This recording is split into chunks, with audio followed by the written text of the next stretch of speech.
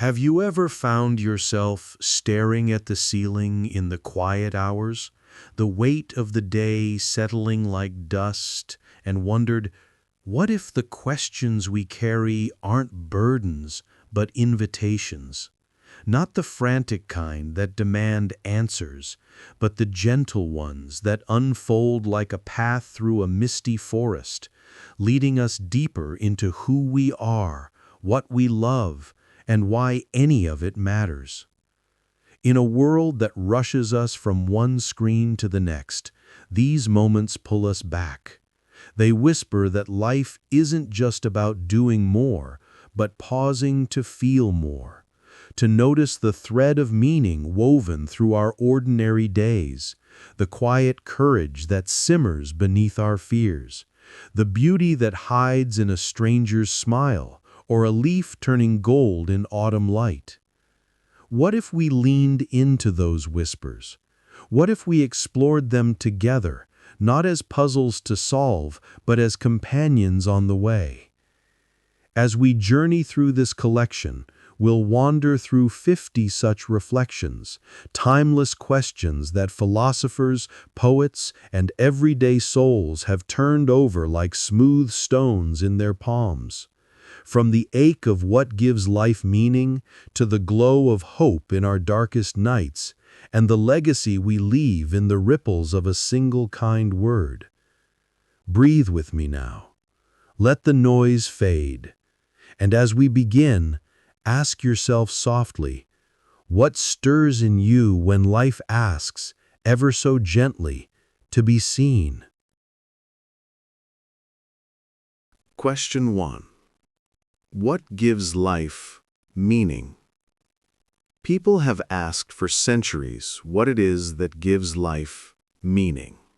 It's not a question with one neat answer, but perhaps that's the beauty of it.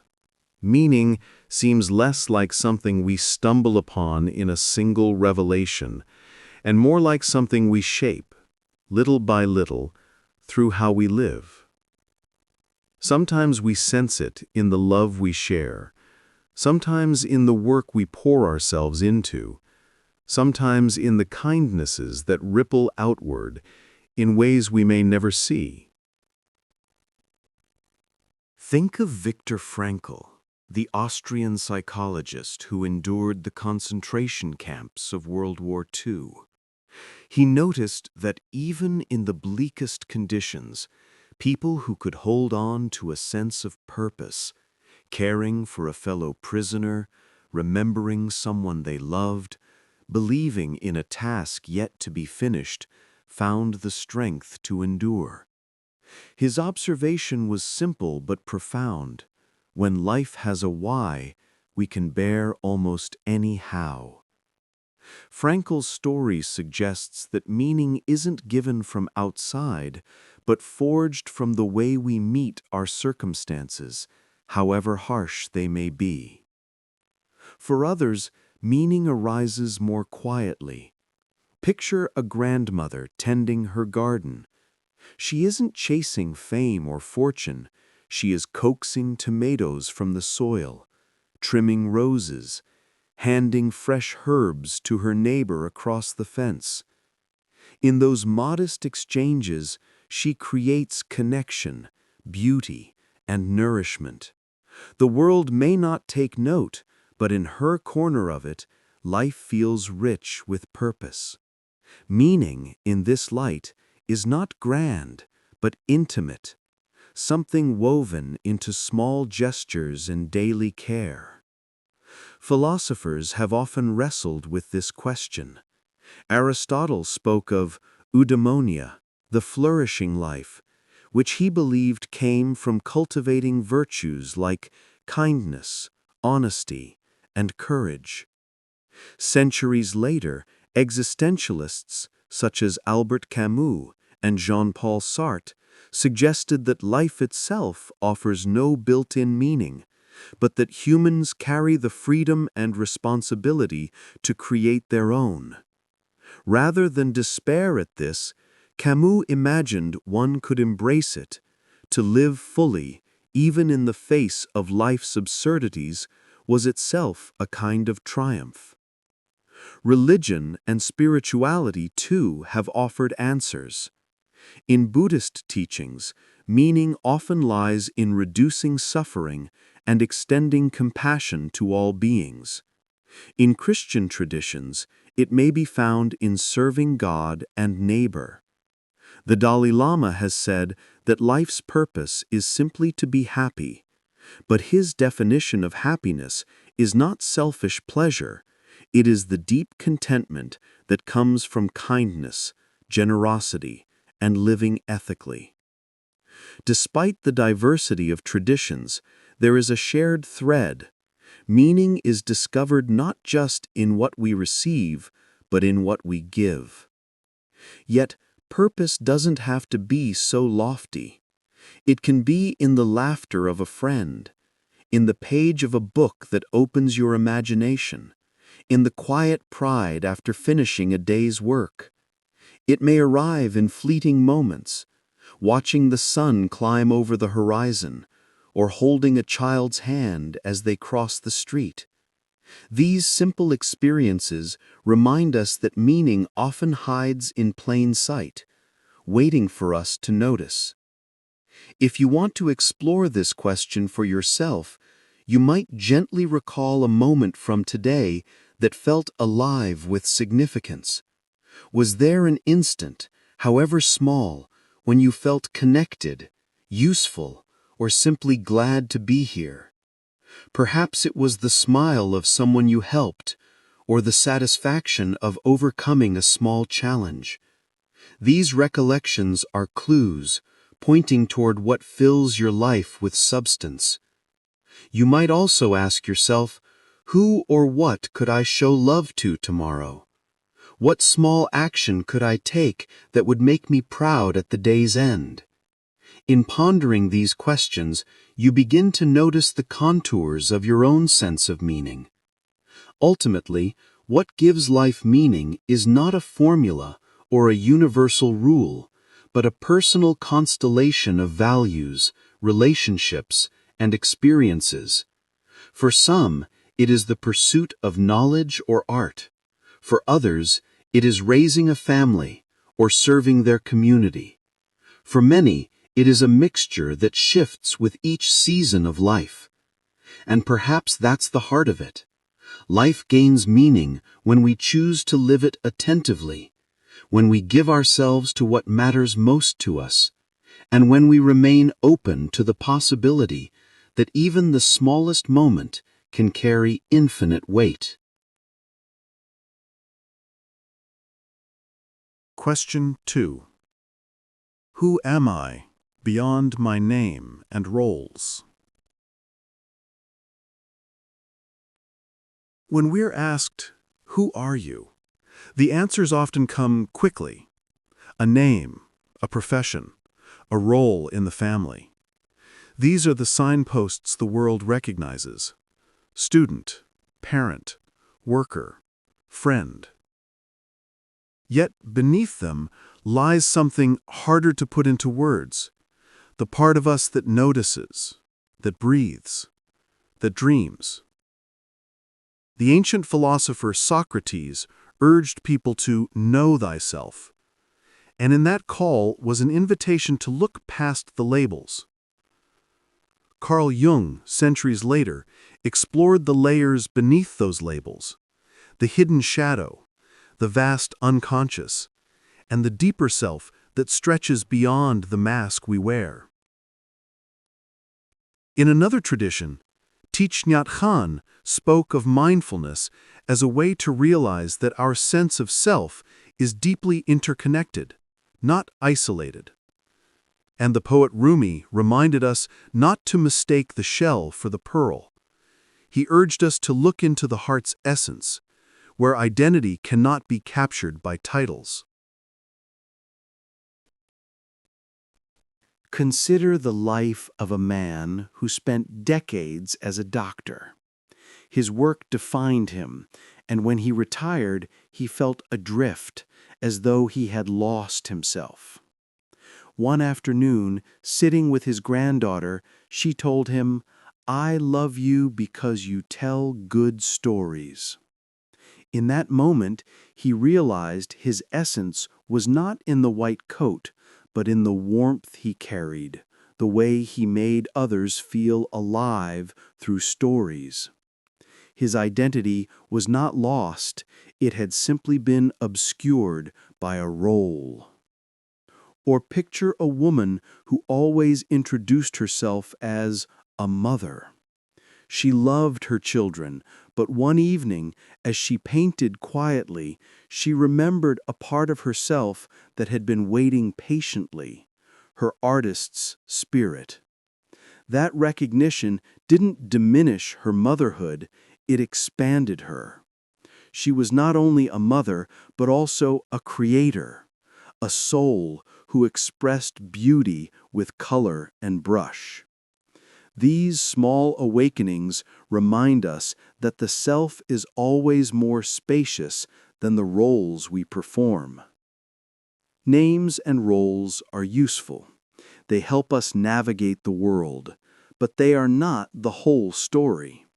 Beneath them lies a still awareness, a presence that observes thoughts and feelings without being bound by them. In Buddhist thought, this is sometimes called no self, not meaning that we are nothing, but that we are not separate, that our identity flows into everything around us. In the Sufi tradition of Islam, there is a similar idea, the soul that endures beyond worldly definitions, the essence that is closer to truth than any label could capture. Why does this matter? Because roles shift. Children grow and leave home. Jobs end. Reputations change. If our sense of self rests only on these shifting sands, we may feel empty when they pass.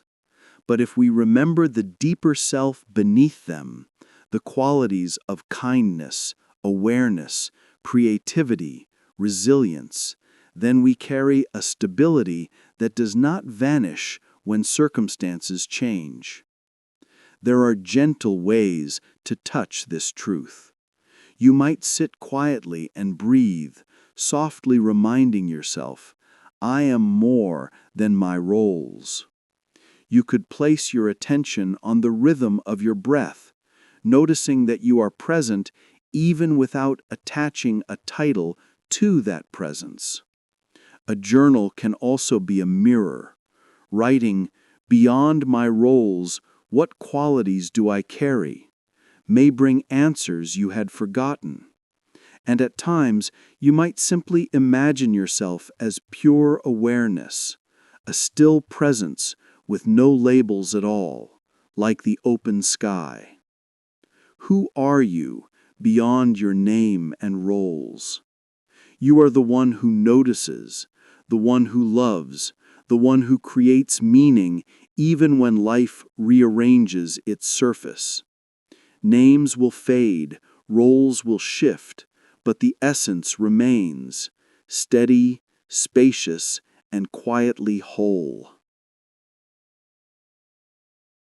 Question 3. What does it mean to be true to myself? To be true to yourself is one of those phrases we all nod at, but when you sit with it, the meaning begins to unfold in layers.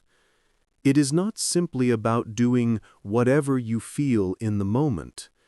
It is about aligning your life with the deeper values and truths that resonate within you. The philosopher Søren Kierkegaard once said that the greatest despair is to be someone other than yourself.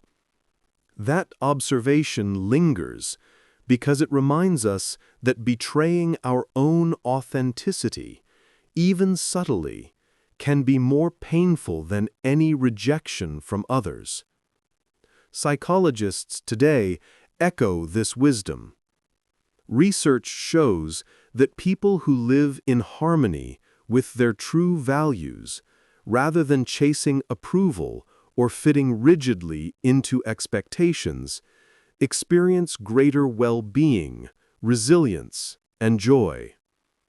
Carl Rogers, a pioneer of humanistic psychology, spoke about the congruence between our inner feelings and our outer actions. When those two align, we feel whole. When they don't, life can feel fractured, as though we are wearing a mask that grows heavier each day. But what does this look like in everyday life? Imagine a young woman who comes from a family of lawyers. Everyone expects her to follow the path, but she feels alive when she paints. For years, she hides this, pursuing law half-heartedly. Then, one day, she admits to herself and to her family that her heart belongs to art. The moment is terrifying, but also freeing. In choosing truth over conformity, she steps into a life that finally feels like her own. Being true to yourself does not mean ignoring responsibilities or disregarding kindness. It means honoring what feels morally and spiritually right to you, even when it isn't the easiest path. The poet E. Cummings once wrote, "To be nobody but yourself, in a world which is doing its best, night and day, to make you everybody else, means to fight the hardest battle." That battle is often quiet, not dramatic rebellion, but small daily choices where you lean toward your own voice rather than the loud chorus around you. There are gentle practices that help you explore this. You might sit in silence for a few breaths and simply ask, "Am I living in alignment with what I truly believe?" Notice the answers that arise, not in words, but in the body. The sense of ease or tension. Journaling can also be revealing. Writing honestly about the times you felt most yourself and the times you felt most false can illuminate the gap between who you are and who you sometimes pretend to be. And you might try imagining a life where no one judged you. What would you pursue? How would you spend your days? Who would you be? Often, these visions point to your authentic self.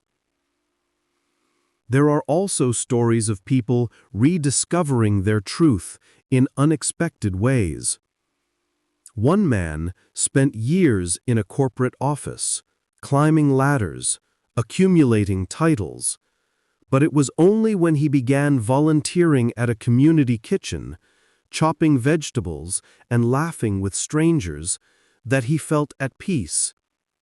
He realized that his truth was not about achievement, but about service and connection.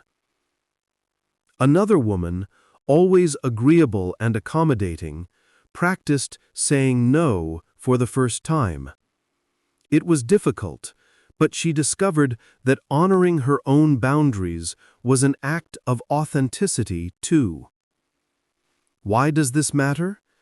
Because when you are true to yourself, life becomes less about performance and more about presence. You feel lighter, more grounded, less divided. Roles and expectations may still swirl around you, but at your center there is a quiet knowing, "This is who I am, and I will live in harmony with that." To be true to yourself is not a single decision, but a lifelong practice, a gentle returning again and again to the voice within that whispers what is right and real. The world may pull you in many directions, but your authenticity is the compass that keeps you from losing your way. Question 4. How have I changed over time, and what has remained the same?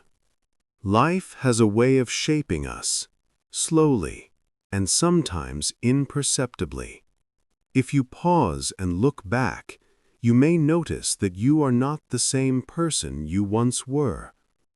Perhaps your interests have shifted, your patience has deepened, or your priorities have realigned. And yet, at the same time, there are threads that seem unbroken, qualities that have been with you like loyal companions. The philosopher Heraclitus once remarked, "You cannot step into the same river twice."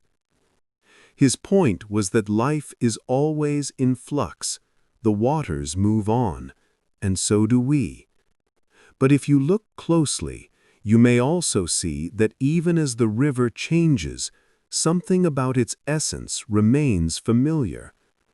Psychologists like Erik Erikson mapped out stages of human development, describing how we take on new challenges in different seasons of life. A teenager, for example, wrestles with questions of identity. A middle-aged adult seeks meaning in work or family. An elder reflects on legacy. At each stage, change is inevitable. And yet, within this arc, there are constants. Perhaps a curiosity you've always carried, or a kindness that has never left you. Simone de Beauvoir spoke of transformation through time, but she also suggested that within change there is a kind of continuity of freedom and spirit. Consider the story of a woman who, in her youth, was fiery and outspoken. She marched in protests, demanded justice, raised her voice at every opportunity. Decades later, as a grandmother, she speaks more softly, with gentleness and wisdom. On the surface, she seems different, less fiery, more measured.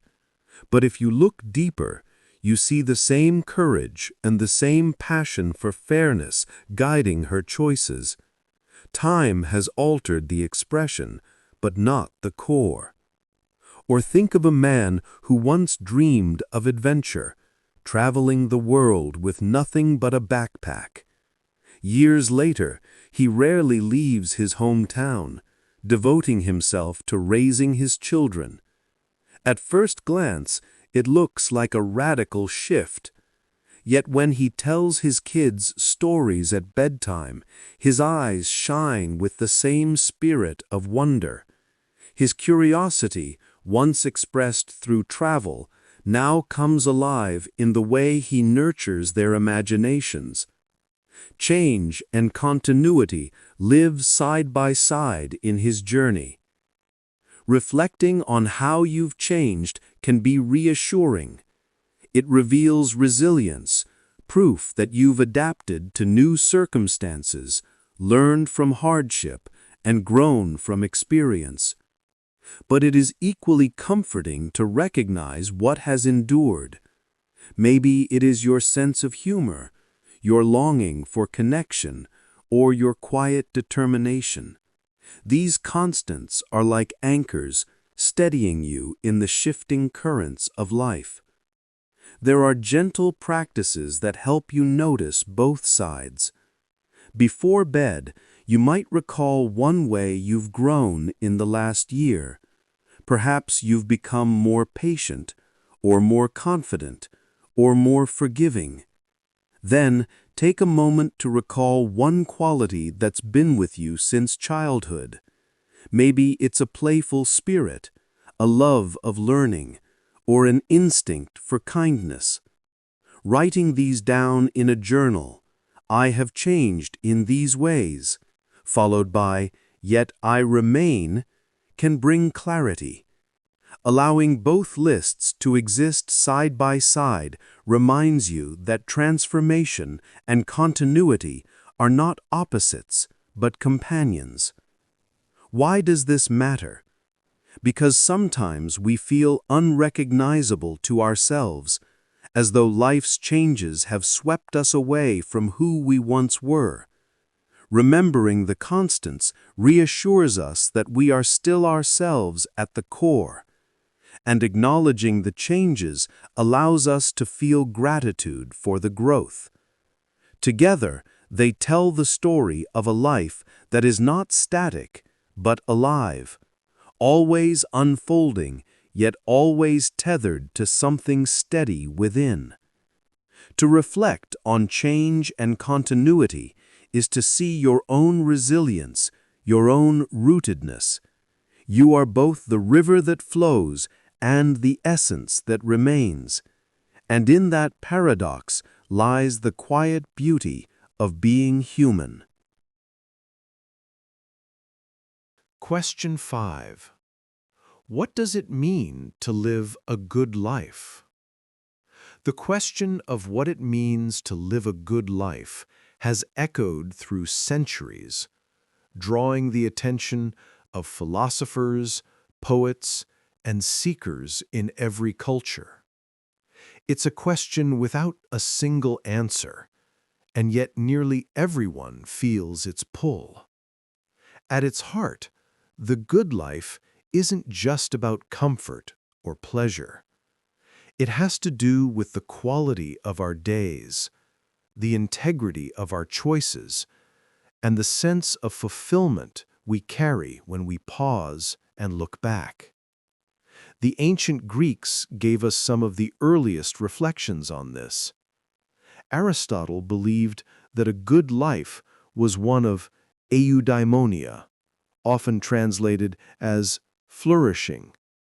To him, it was not simply about being happy in a fleeting sense, but about cultivating virtues like kindness, courage, and honesty, and finding purpose in living well.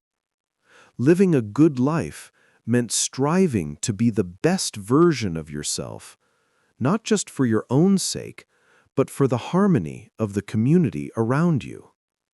Centuries later, modern thinkers and psychologists added their voices. Positive psychology suggests that a good life often combines meaning, engagement, and positive relationships. It's not about the endless pursuit of pleasure, but about investing yourself in activities and connections that feel deeply worthwhile. Mihaly Csikszentmihalyi, who studied flow states, observed that people are happiest not when they are idle, but when they are immersed in something that stretches their abilities and absorbs their attention. From this perspective, a good life is one where we wake with gratitude, spend our days engaged in meaningful work or play, and end with the satisfaction of having given a bit of goodness to the world. Think of a teacher who spends her career nurturing young minds. She may never become famous, but each child she encourages, each spark of curiosity she helps ignite, ripples outward in unseen ways. Her good life is measured not in accolades, but in the steady offering of her gifts. Or imagine a neighbor who tends his small garden, sharing vegetables with those around him. His sense of goodness is woven into acts of care, humble, consistent, and deeply human. Living a good life doesn't mean life is without hardship. In fact, many traditions suggest that facing hardship with integrity is part of what defines it. The Stoics in ancient Rome believed that external circumstances, whether wealth or poverty, success or failure, were far less important than how one met them with virtue. To live a good life was to respond to fortune or misfortune alike with dignity and courage. So how can we gently explore this question in our own lives? You might pause at the end of the day and ask, did I act with integrity today? Did I offer kindness? Did I use my time in a way that aligned with what I value most? These quiet reflections are not about judgment, but about direction.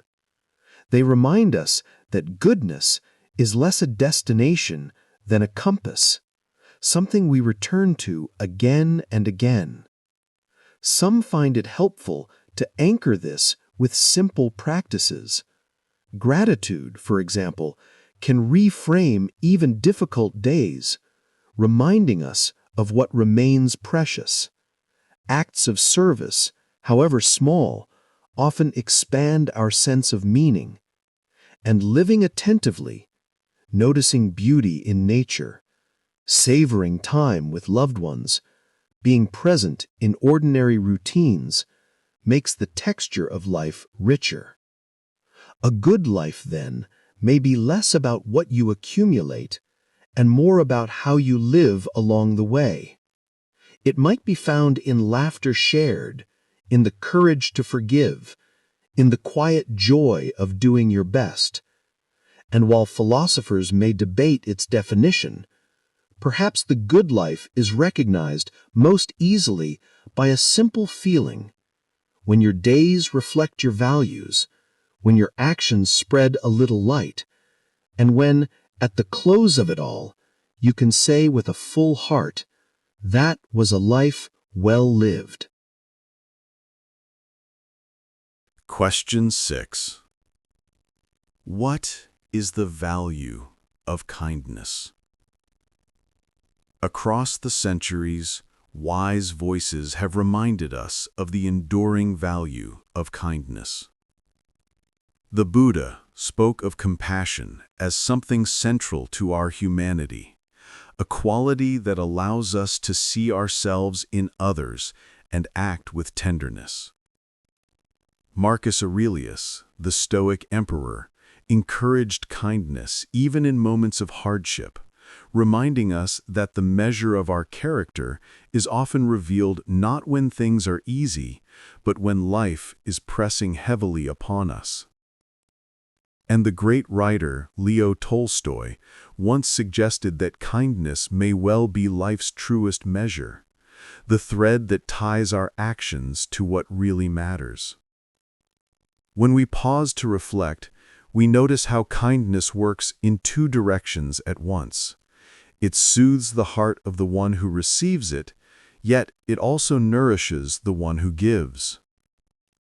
A gentle word, a patient gesture, or a moment of generosity has the power to create trust where suspicion once lived, to soften conflicts that seemed unmovable, and to open doors that might otherwise remain closed. Modern research even confirms what these sages intuited long ago. Practicing kindness can lift mood, ease stress, and improve our health in subtle but meaningful ways. In a world that often feels harsh and hurried, kindness acts as a kind of balance. It reminds us that despite our differences, we belong to one another. In moments where anger or indifference could take root, kindness steps in as a bridge, offering connection instead of division. There are gentle ways to keep this truth alive in our daily lives. You might take a quiet moment to recall one act of kindness you gave or received today, however small it may seem. Perhaps someone held a door open for you, or maybe you offered a smile to a stranger. These small recollections warm the heart and reinforce the idea that kindness flows constantly around us. You might also close your eyes and imagine offering a silent blessing to someone you love, a thought of well-being, a wish for peace. Such gestures, though invisible, ripple outward in ways we can't always measure. Tomorrow offers new opportunities. You could let one kind word pass your lips when you might otherwise stay silent.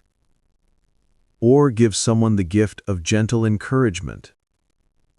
Even the simplest act, like smiling softly at your own reflection in the mirror, can remind you that kindness includes yourself as much as others.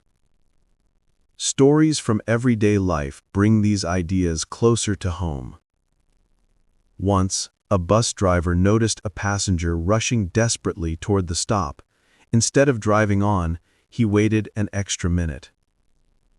That small choice changed the passenger's day entirely, turning what could have been frustration and despair into relief and gratitude.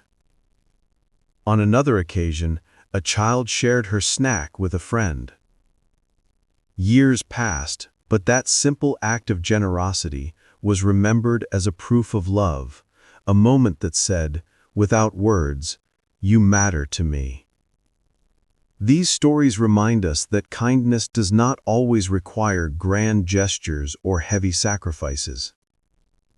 It often reveals itself in the smallest choices: waiting a moment longer, sharing what little you have, or speaking with patience. Each act, however fleeting, carries a weight that endures. When you think about it, kindness is more than a moral duty or a pleasant ideal. It is a balm that eases the wounds of daily life, and a bridge that connects us to one another. It is both practical and profound, simple enough to practice each day, yet deep enough to shape an entire lifetime. And perhaps the most comforting truth is this: the capacity for kindness is already within us, waiting only for a chance to be expressed. Number 7. What does it mean to be a good person? To be a good person is not to be flawless. It is not to go through life without mistakes or regrets. Instead, it is to live with sincerity, to keep striving toward integrity, compassion, honesty, and care, even when it isn't easy. Goodness, in this sense, is not a fixed state, but a direction. It is the quiet decision, again and again, to lean toward what feels true and kind. Thinkers across time have wrestled with this question. Confucius spoke of righteousness and benevolence, seeing goodness as the foundation of harmony between people.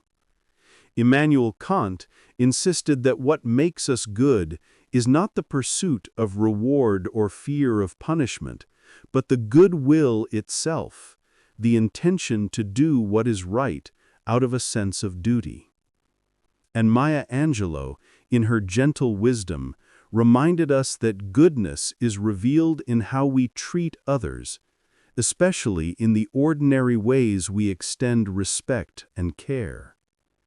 These voices echo across centuries, suggesting that goodness is not about perfection, but about how we orient ourselves toward others and the world.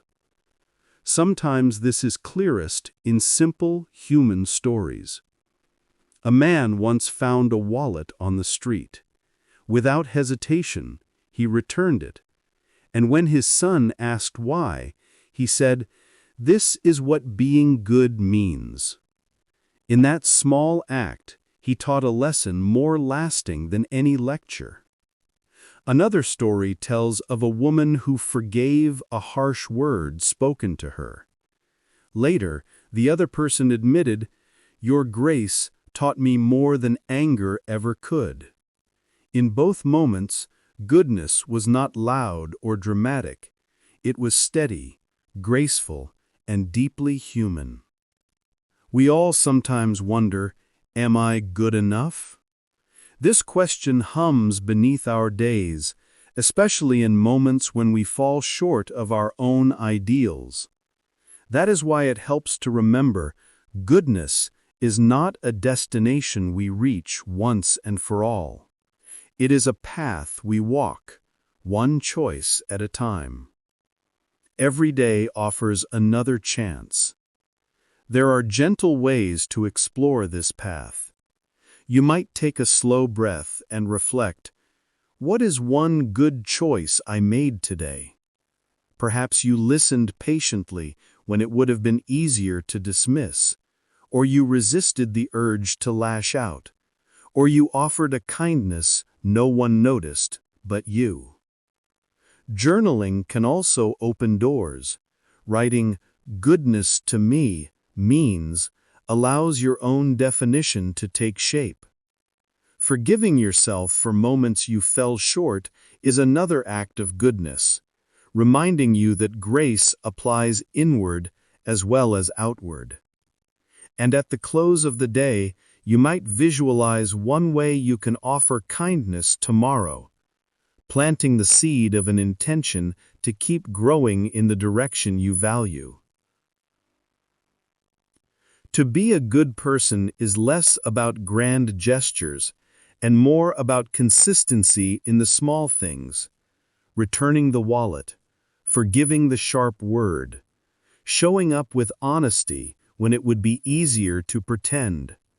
And even when you stumble, the effort to return to the path itself is part of the goodness. So what does it mean to be a good person? It means striving to live with care and integrity, not perfectly, but sincerely. It means remembering that each day, no matter what came before, offers another chance to choose kindness, to tell the truth, to extend compassion. Goodness, in the end, is not a badge we wear. It is a direction we walk. And each step taken with honesty and love brings us closer to the person we most hope to be. Question 8. Why do we feel at peace in nature's beauty?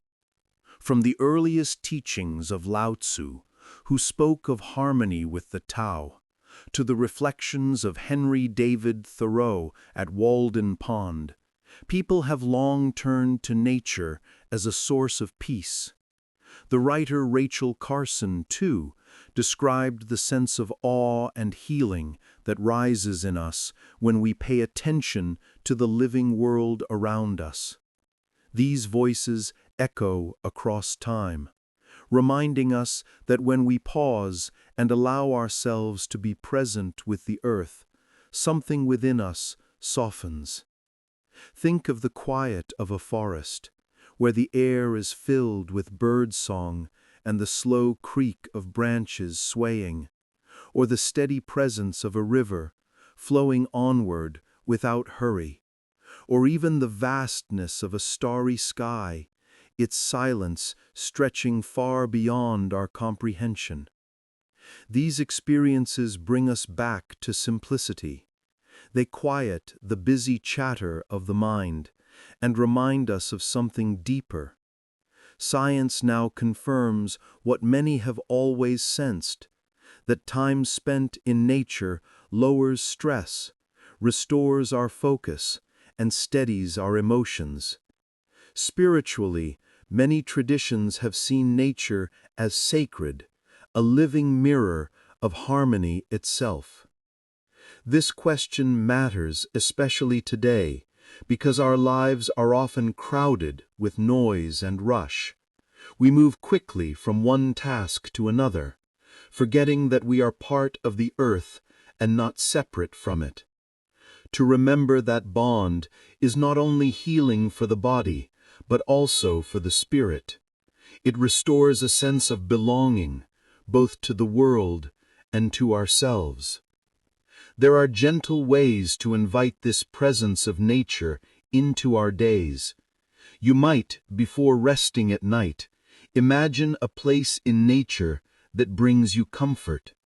A shoreline where waves whisper against the sand, or a mountain path with cool air brushing your skin. Writing in a journal can deepen this connection, capturing the thought, "Nature gives me peace when," and letting your own words reveal what you already know.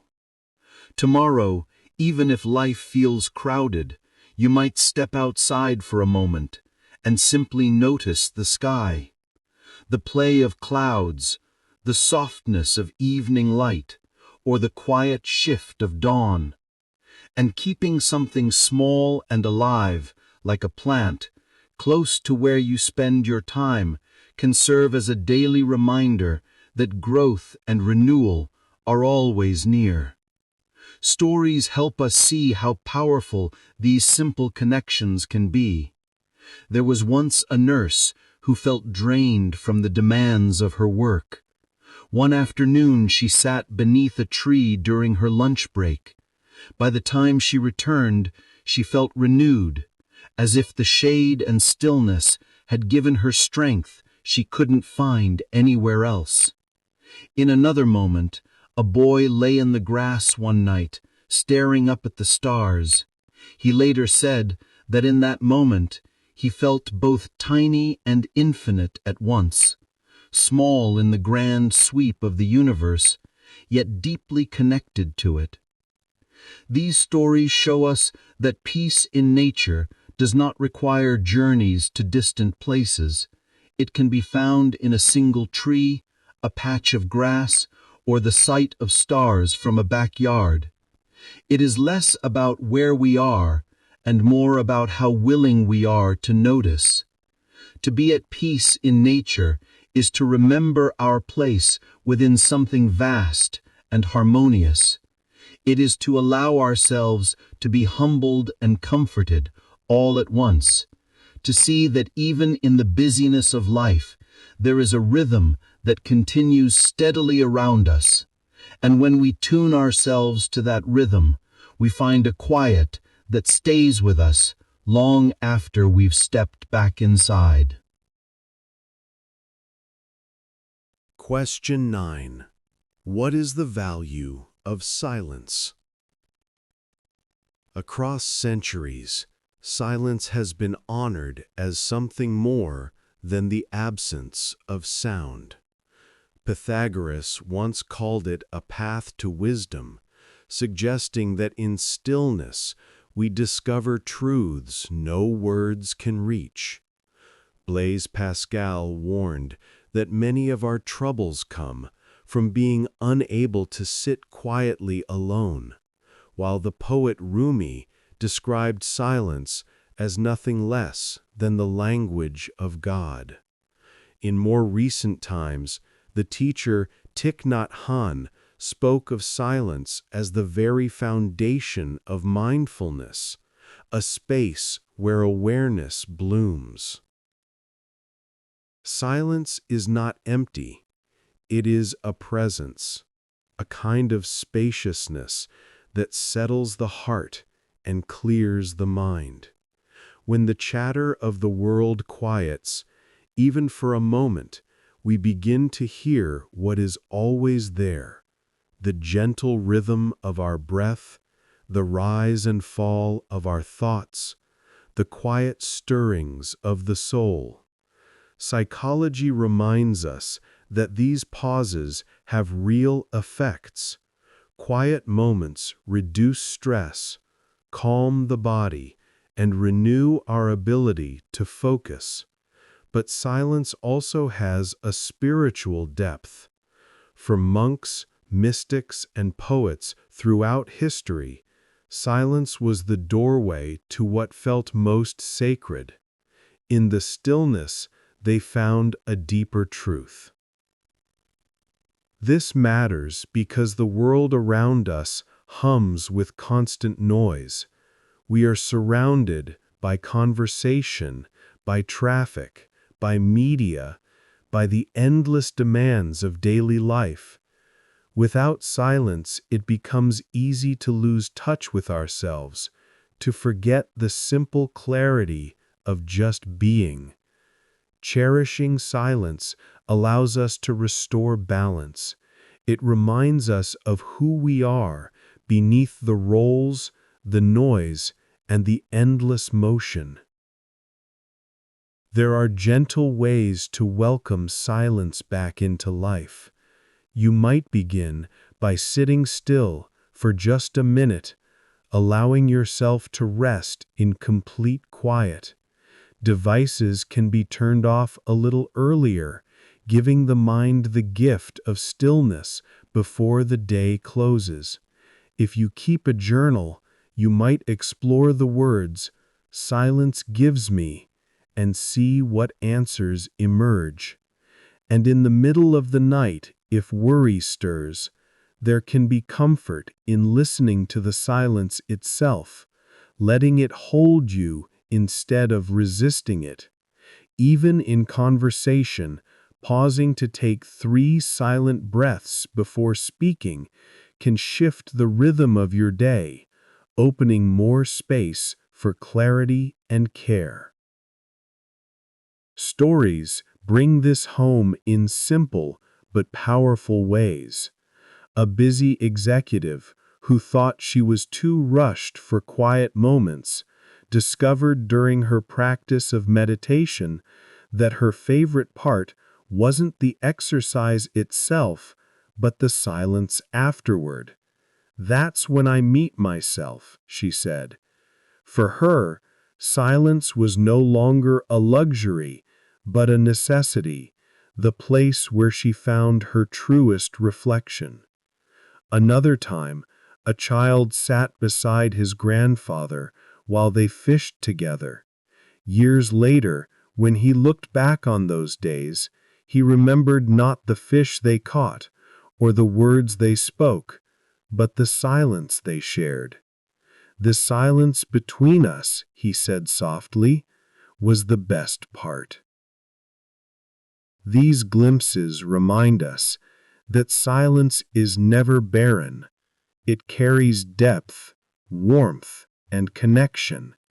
It can restore us in ways no noise ever could, offering both comfort and clarity. Silence allows us to meet ourselves, to meet each other, and perhaps to meet something greater. To embrace silence is to let yourself be wrapped in calm. It is to allow the world's clamor to fall away so that you can rest in the quiet presence that has always been there, waiting patiently to be noticed.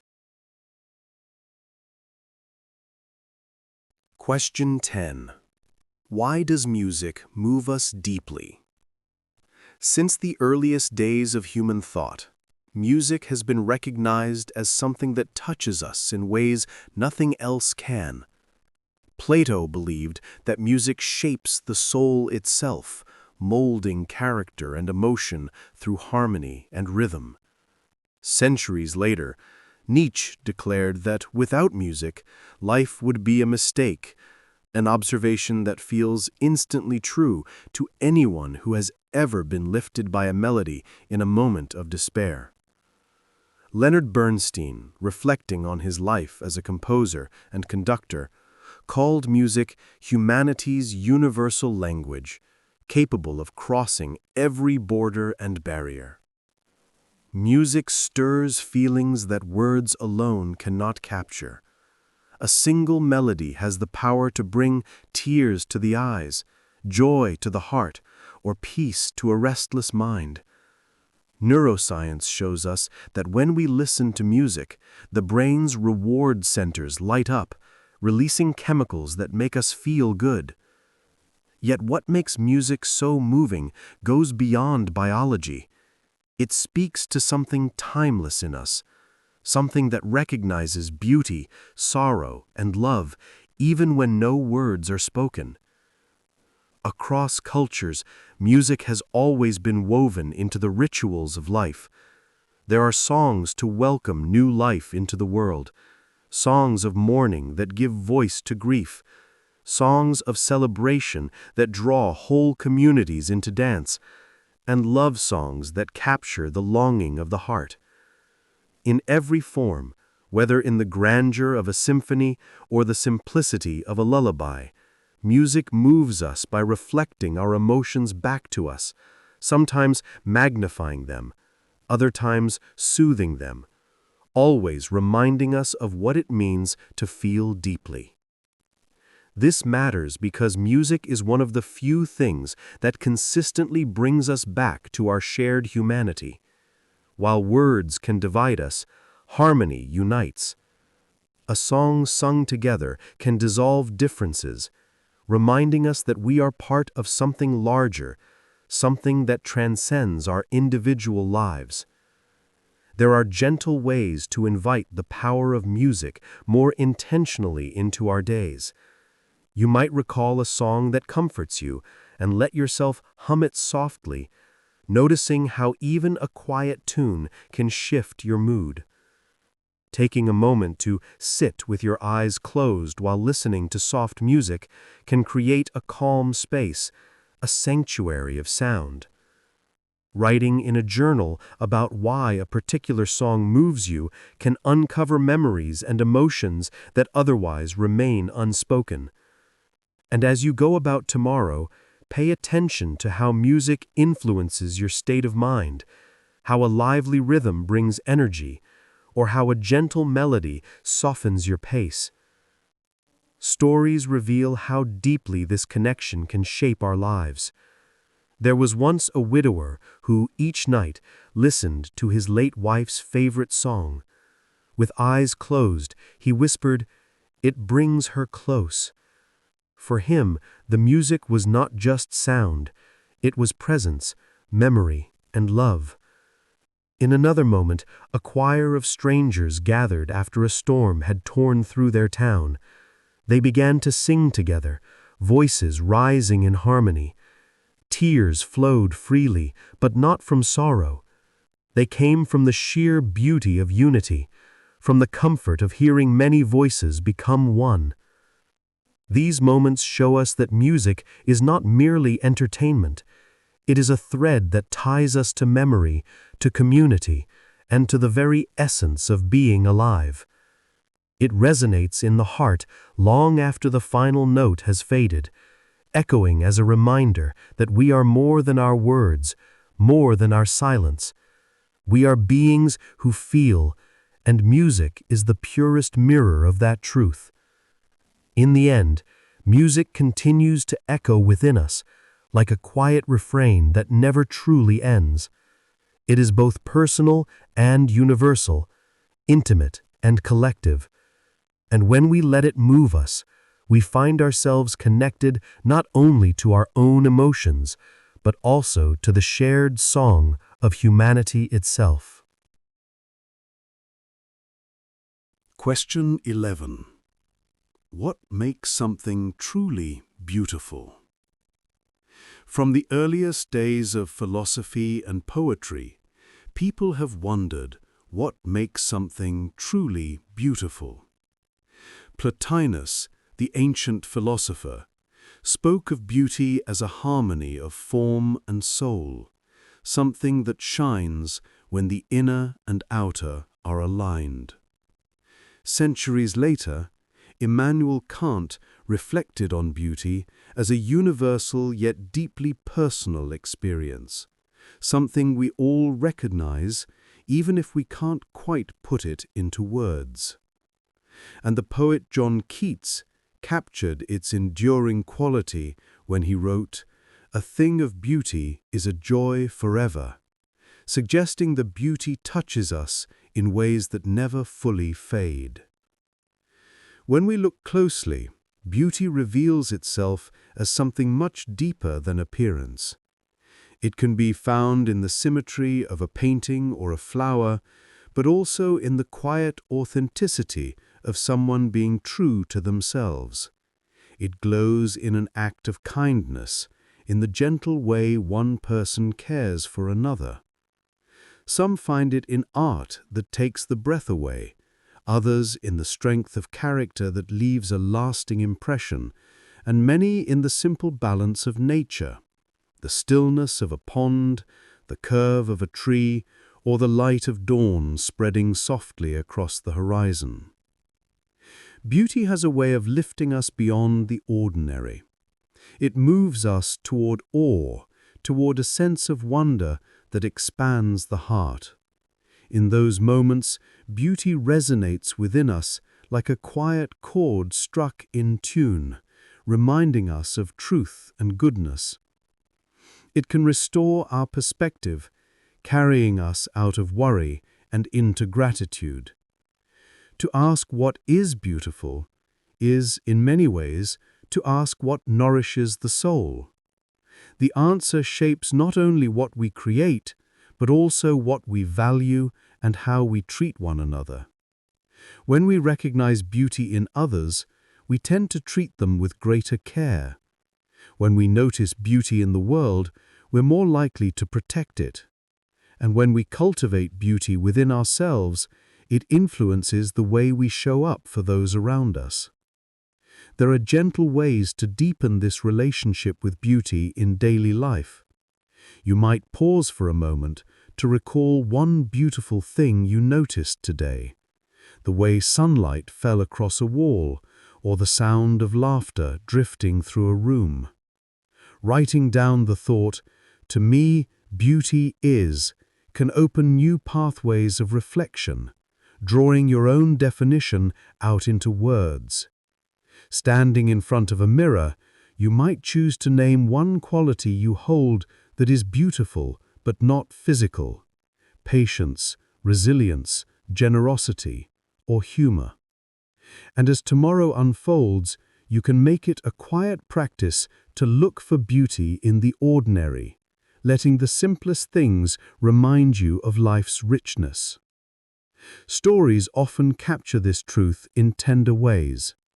A sculptor whose life revolved around shaping marble and clay once found himself weeping, not at the perfection of a finished work, but at the sight of his daughter's laughter.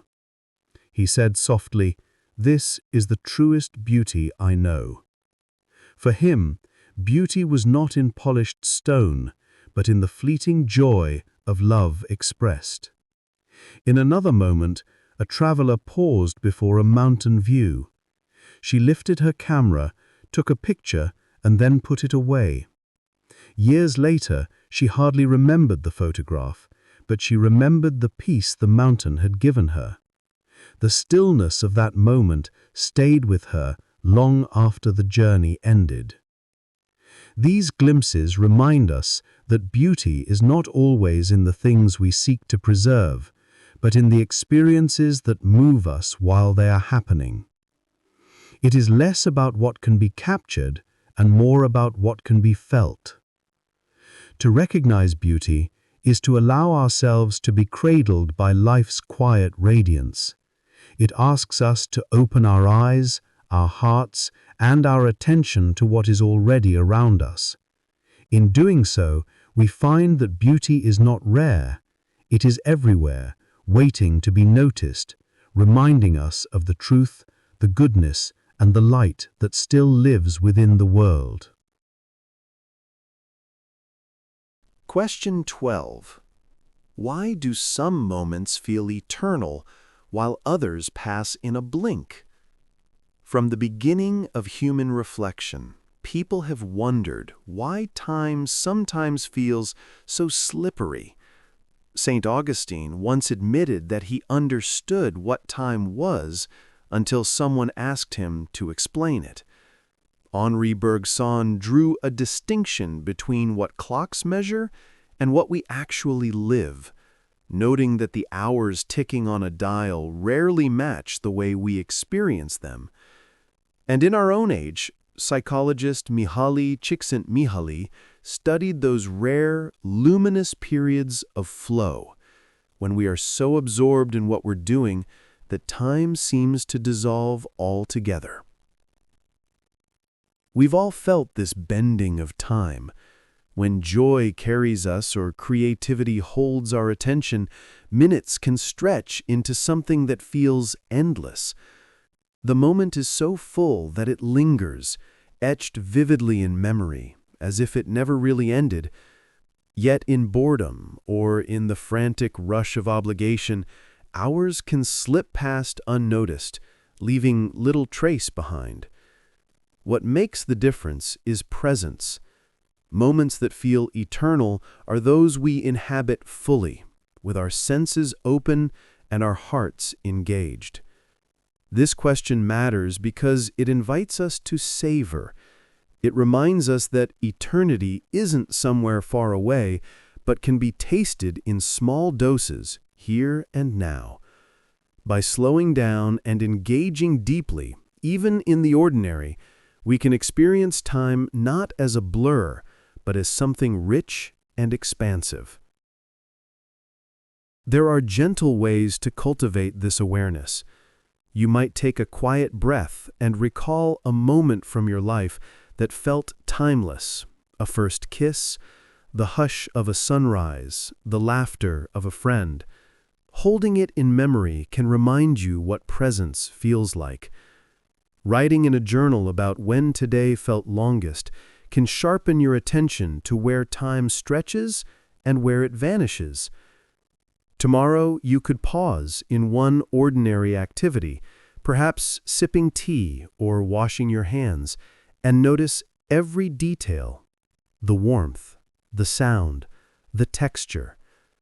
Even something as simple as giving thanks for a small moment that lingers in memory can deepen your connection to the richness of lived time. Stories bring this truth closer. A couple once watched their newborn sleep, and for them, time seemed to dissolve into love. The rise and fall of the baby's chest, the tiny movements of fingers, all of it expanded into eternity. In another story, a student sat down to paint. Hours passed, yet when she looked up, she whispered, "It felt like only a breath." These moments show that time is not fixed, it flows with the rhythm of our attention. To notice this is to recognize that not all minutes are equal. Some pass like shadows, others glow with the intensity of forever. The difference is not in the clock, but in us. By entering the present more fully, we open ourselves to those eternal flashes, the ones that imprint themselves on memory and remind us what it feels like to be truly alive. When we allow ourselves to be carried by such moments, life gains a new texture. The ordinary becomes extraordinary, the fleeting becomes timeless. And in those experiences, we glimpse a richness that no calendar or schedule could ever contain.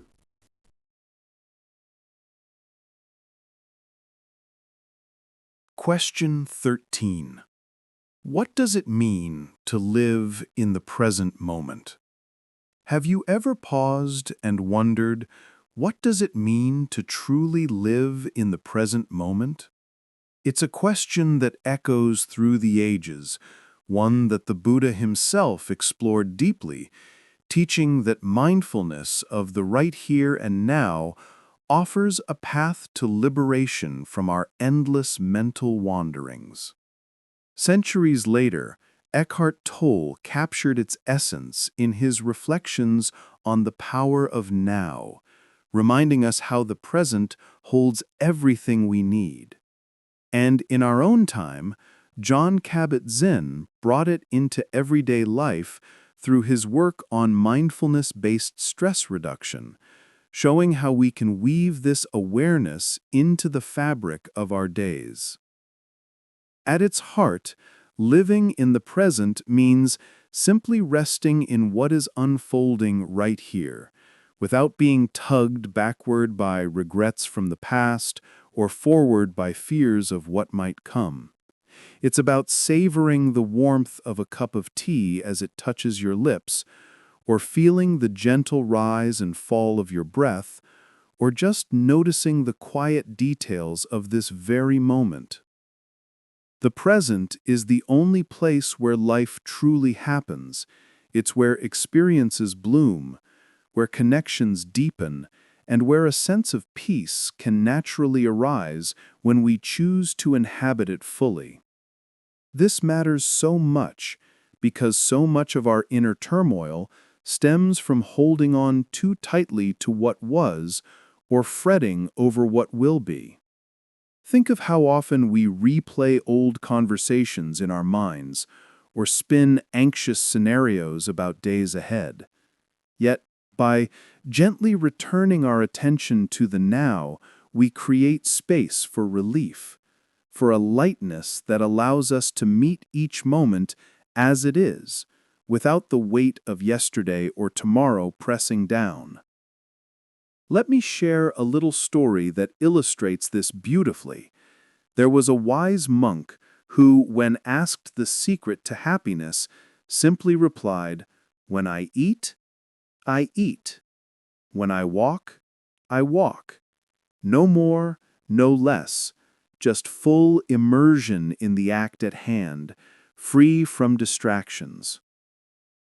Or consider a child splashing joyfully in the rain, puddles forming around their feet, utterly untroubled by the thought of wet clothes or tomorrow's chores. In that pure, unfiltered engagement, we see presence in its simplest form, a reminder that happiness often hides in these unguarded instants. As you carry this idea with you, there are gentle ways to invite it into your life. Perhaps take a soft breath or two, and just notice 5 breaths in a row, letting everything else fade into the background. Or, in a quiet moment, jot down a few words. Right now, I notice. The feel of the air, the sound of distant birds, whatever draws your eye. Tomorrow, as you go about your day, pick one familiar task, like stirring your morning drink or walking to the door, and give it your full attention, as if it's the most important thing in the world. And when those what-if thoughts drift in, like clouds across the sky, practice letting them pass without chasing after them, allowing your mind to settle back into the steady rhythm of the present. In the end, resting in the now is a quiet gift we can give ourselves. Let tomorrow wait until it arrives. Right here, in this moment, is where everything truly is. Question 14. What do the changing seasons teach us about life? As we move through the quiet moments of our days, have you ever stopped to wonder what the changing seasons might teach us about life itself? Long ago, the ancient philosopher Laozi looked to the cycles of nature as profound teachers, guiding us to flow with the rhythms of the world. In a similar way, Marcus Aurelius, the Roman emperor and thinker, found wisdom in accepting change as an inevitable part of existence. And then there's Mary Oliver, whose poetry so beautifully captures how the seasons mirror the ebbs and flows of our own lives, inviting us to see ourselves in their gentle unfolding. Think of spring, with its tender buds and bursts of new life, or summer, brimming with warmth and fullness. Then comes autumn, a time of letting go as leaves drift softly to the ground, and winter, with its quiet rest, a pause before the cycle begins anew. These seasons aren't just shifts in the weather, they're a reflection of our own journeys. Just as the earth moves through moments of birth, abundance, release, and rest, so do we. The seasons remind us that change is not something to resist, but a constant rhythm, each phase carrying its own unique beauty. They teach us patience, the art of accepting where we are, and the quiet promise that renewal is always waiting just beyond the horizon. Why does this matter? Because when we pause to notice the seasons, we start to see our own lives in their light. We all have times of energy and growth, moments when we feel vibrant and alive, and others when we need rest or must let go of something dear. By watching nature's cycles, we learn to embrace our own, to honor the beginnings, the endings, and the quiet spaces in between. There's a story of a woman who, in the midst of deep grief, found solace one autumn day as she watched golden leaves fall from the trees. Life lets go, and yet it prepares for spring. In that simple observation, she found comfort, a reminder that even in loss, there's a promise of new beginnings. Or consider the words of a farmer who once said, "Winter looks empty, but underground roots are gathering strength." His quiet wisdom points to the hidden work happening in life's quieter seasons, the unseen growth that prepares us for what's next. As you move through your days, there are gentle ways to carry these lessons with you. Perhaps take a soft breath and ask yourself, which season do I feel like today? Are you in a spring of new beginnings, or perhaps an autumn of letting go? You might sit with a journal and write, "This season of my life is teaching me," letting the words flow naturally, revealing what's stirring within you. Tomorrow, as you step outside, notice a small sign of the season, a budding flower, a crisp leaf, or the stillness of winter air, and let it ground you in the moment. Or, in a quiet reflection, imagine yourself like a tree, deeply rooted, swaying gently with the seasons, trusting in the rhythm of change. Tonight, let the seasons whisper their timeless wisdom. Change is natural, and renewal is certain. Whatever phase you're in, it's part of a larger cycle, one that carries you forward with grace and quiet strength. Question 15. Why do we dream? Have you ever found yourself wondering why we dream? Why our minds weave such vivid stories while we rest? It's a question that has fascinated thinkers for centuries. Sigmund Freud, the father of psychoanalysis, believed dreams were like windows, offering glimpses into the hidden corners of our unconscious. Carl Jung, another explorer of the human psyche, saw them as messages from a deeper self, speaking in symbols and metaphors. And today, neuroscientists ponder how dreams might help us process memories, tying together the threads of our experiences in ways we're only beginning to understand. At their core, dreams are the mind's theater, a stage where emotions are explored, problems rehearsed, or imagination simply runs free. They might carry profound meaning, or they could be delightful bursts of randomness, like a painter splashing colors across a canvas. Either way, dreams reveal the richness of our inner world, reminding us night after night that we carry a quiet mystery within. They're a bridge between our waking lives and the subconscious, whispering that even in stillness, our minds are weaving meaning, stitching together the moments of our days into something new. This matters because dreams connect us to parts of ourselves we don't always see in the daylight. They're like conversations with a wiser, hidden part of us, offering insights or simply a space to feel. Whether a dream feels like a puzzle or a fleeting wisp, it's a reminder that our inner life is always alive, always creating. There's a story of a young woman who dreamt of a locked door, night after night, its handle just out of reach.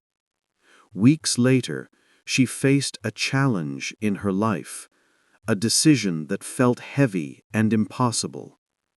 When she finally found the courage to act, It was as if that dream door swung open, revealing a path forward. Her dream, in its quiet way, seemed to prepare her for that moment. Or consider a man who dreamt of his childhood home, its familiar rooms glowing with warmth. Curious, he visited the place in real life and found that, though the house had changed, the love he felt there still lived in him, carried forward through time. As you move through your days, there are gentle ways to honor this mystery of dreams.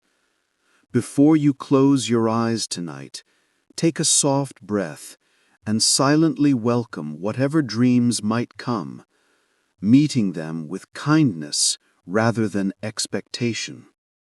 You might keep a notebook nearby to jot down what you remember, a single image, a feeling, or a fleeting scene. In a quiet moment, you could write, "My dream last night may have meant," and let your thoughts flow without forcing an answer. Try treating your dreams not as riddles to solve, but as gifts to notice, each one a small piece of your inner world offering itself to you. In the end, dreams are like gentle companions, weaving stories that remind us of the depth and wonder within. Tonight, trust that whatever unfolds in your mind's theater is part of the beautiful mystery of being you. Question 16. How does imagination enrich my life? Have you ever paused to consider how imagination enriches your life? How it paints the world in colors beyond what your eyes can see? Albert Einstein, that brilliant mind behind so much of modern science, once said that imagination matters more than knowledge, for it allows us to reach beyond the known into the possible. J.K. Rowling, whose stories have captivated millions, spoke of imagination as the root of empathy, a way to step into another's heart. And the poet William Blake described it as the soul's eye, a lens through which we glimpse the infinite within the ordinary. Imagination is like a quiet spark that lights up so much of what makes life vibrant. It's the force that fuels creativity, letting us craft stories, songs, or solutions to problems no one else has solved.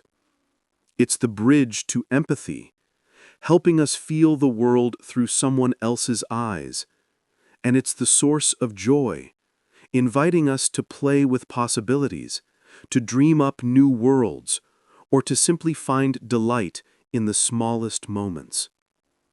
Whether it's the artist sketching a vision, the scientist chasing a hypothesis, or two hearts connecting through shared dreams, imagination is the thread that weaves art, science, and love into the fabric of our lives. Why does this matter? Because without imagination, life can feel small, confined to the routines and realities in front of us. But with it, we expand into hope that lifts us, into innovations that change the world, into compassion that binds us to one another. Imagination doesn't just decorate our lives, it transforms them, giving us the courage to envision something better and the spark to make it real. There's a story of a child who used to lie in the grass, staring at the clouds, imagining herself soaring through the sky like a bird. Years later, that same child grew up to become a pilot, her childhood daydreams guiding her to a life among the stars.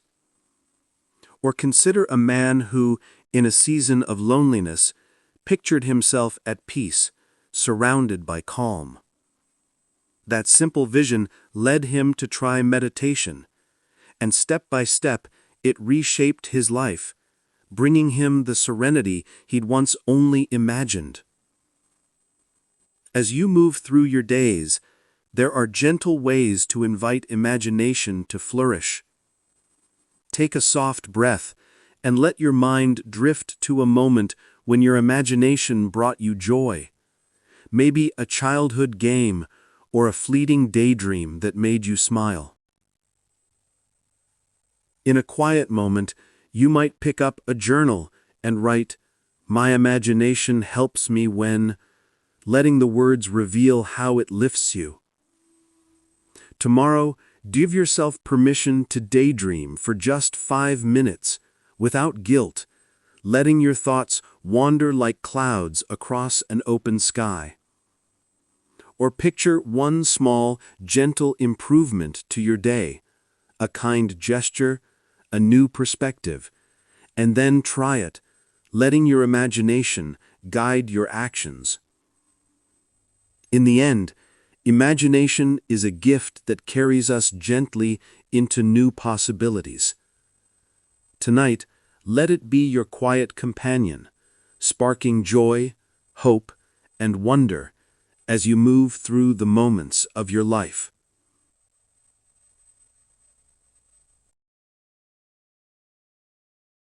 Question 17. What does love mean to me? Have you ever paused to wonder what love truly means, how it weaves its way through the moments of our lives? Long ago, the philosopher Plato explored this question in his dialogues, painting love as a tapestry of forms, each thread connecting us to something greater. Erich Fromm, a thinker of the heart and mind, described love as an art, one that asks for practice, patience, and care to flourish. The writer Bell Hooks saw love as both deeply personal and powerfully political, rooted in justice and the courage to uplift others. And then there's Rumi, the mystic poet, whose words dance with the joy of love, both human and divine, celebrating it as a force that binds us to one another and to the universe. At its essence, love is a constellation of feelings and actions, acceptance, warmth, devotion, that shines in countless ways. It's the spark of romance, the steady embrace of a parent, the laughter shared between friends, or the quiet compassion offered to a stranger. Each form, though different, carries a common thread, a sense of connection, a choice to care. Love isn't just something we feel, it's something we do. Showing up for someone, listening with our full presence, nurturing what matters. Across cultures and through time, love has been called life's deepest truth, the pulse that gives our days meaning and color. Why does this question matter?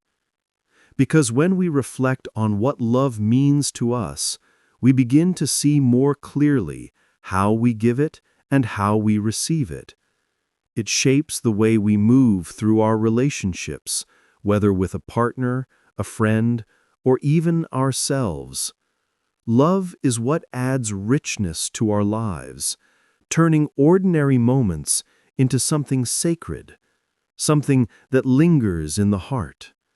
There's a story of a father who every evening tucked his young daughter into bed with a gentle kiss and a story. Years later, now grown, she reflected, "That ritual was love to me. It made me feel safe and seen." Or think of a friend who, in a moment of grief, didn't try to fill the silence with words, but simply sat close, offering their presence. That quiet act, so simple yet so profound, was love in its purest form, a gift that carried someone through sorrow. As you carry this reflection into your day, there are gentle ways to invite love's presence into your life. Take a soft breath and let your mind drift to a moment today when you felt love. Maybe a warm glance, a kind gesture, or even a quiet sense of care within yourself. In a still moment, you might pick up a journal and write, "Love to me feels like," letting the words flow without judgment. Tomorrow, consider expressing love in a small, simple way: a smile to someone passing by, a kind word to a colleague, a gesture that says, "I see you." Or, in a quiet pause, imagine your heart expanding with each breath, growing spacious enough to hold all the love you give and receive. In this moment, let love's warmth surround you, like a soft light that softens the edges of the day. It's a gentle force, always there, ready to connect, to nurture, to remind you that you're never alone. Question 18. What does friendship mean to me? Have you ever stopped to think about what friendship truly means to you? How it shapes the quiet corners of your life? Long ago, Aristotle, that wise philosopher, considered friendship a cornerstone of a good life, something as vital as air to our happiness. Cicero, the Roman orator, saw it as a bond woven from mutual goodwill, a shared care that lifts both hearts.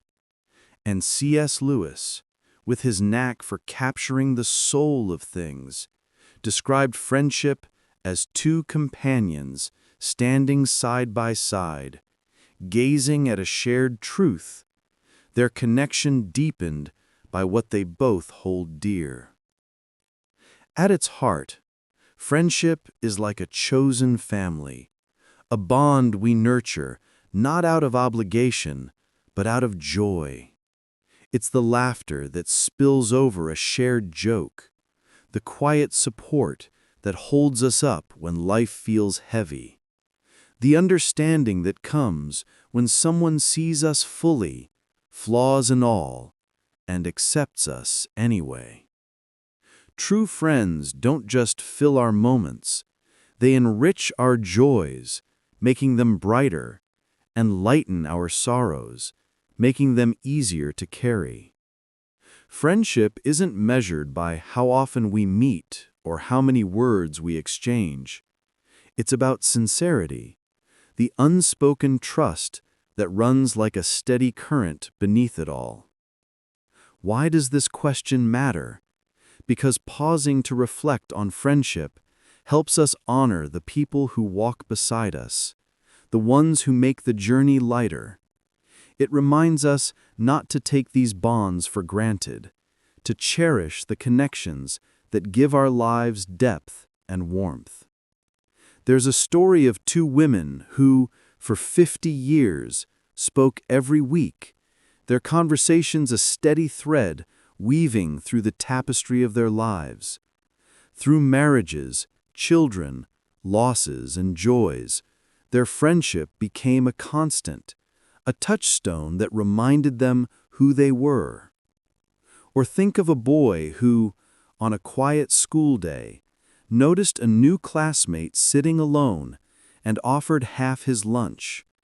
That small act of kindness sparked a friendship that grew into a lifelong bond, proving that even the simplest gestures can plant seeds that last a lifetime. As you carry this reflection forward, there are gentle ways to celebrate friendship in your own life. Take a soft breath and let your mind drift to a moment when a friend brightened your day. Maybe a quick text that made you smile, or a memory that still warms your heart. In a quiet moment, You might pick up a journal and write, "Friendship means," letting the words capture what these bonds mean to you. Tomorrow, consider reaching out to a friend with a simple message of gratitude, a note, a call, or even a kind word to say, "You matter to me." And as you move through your days, reflect on how you can be a better friend, perhaps by listening a little more deeply or offering a moment of care when it's needed most. In this moment, let the memory of friendship wrap around you like a warm light, filling you with gratitude for those who share your path.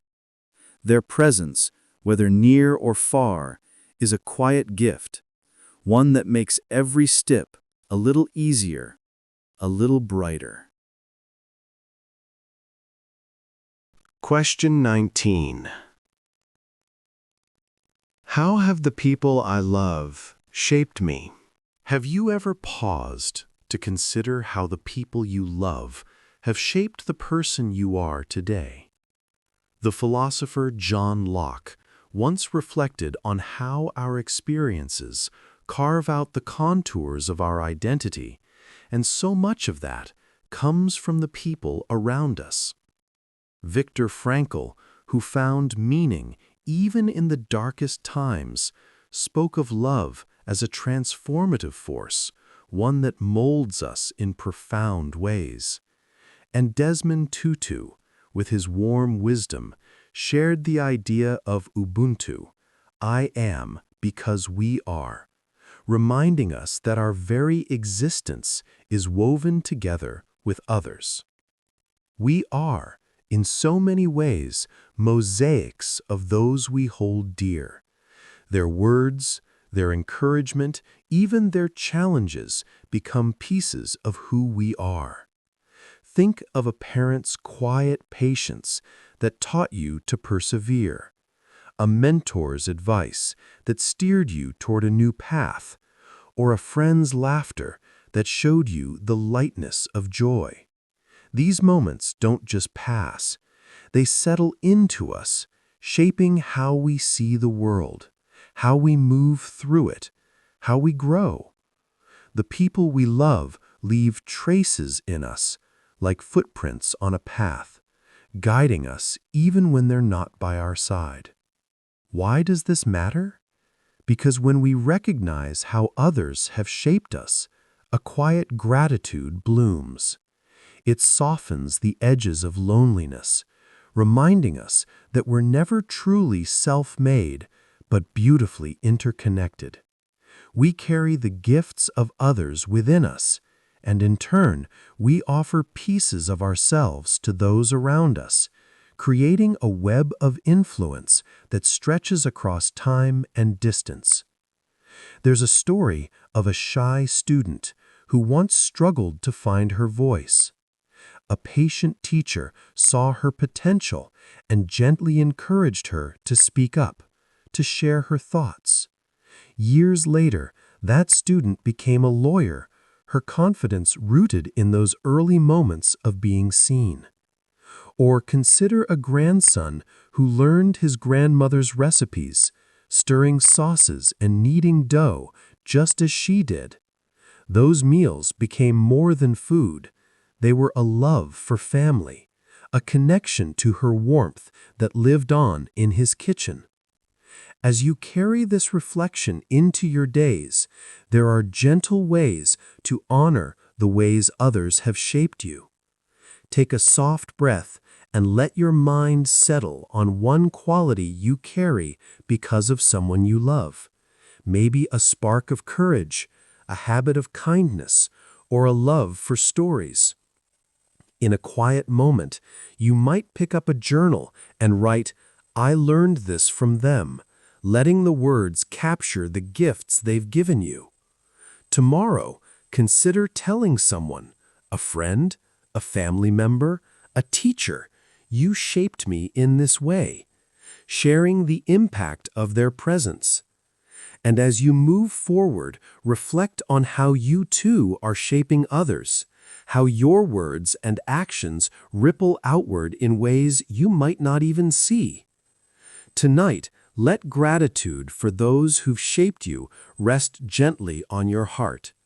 Their love, their lessons, their laughter, they're all part of the beautiful mosaic that is you, a reminder that you're never alone in who you've become.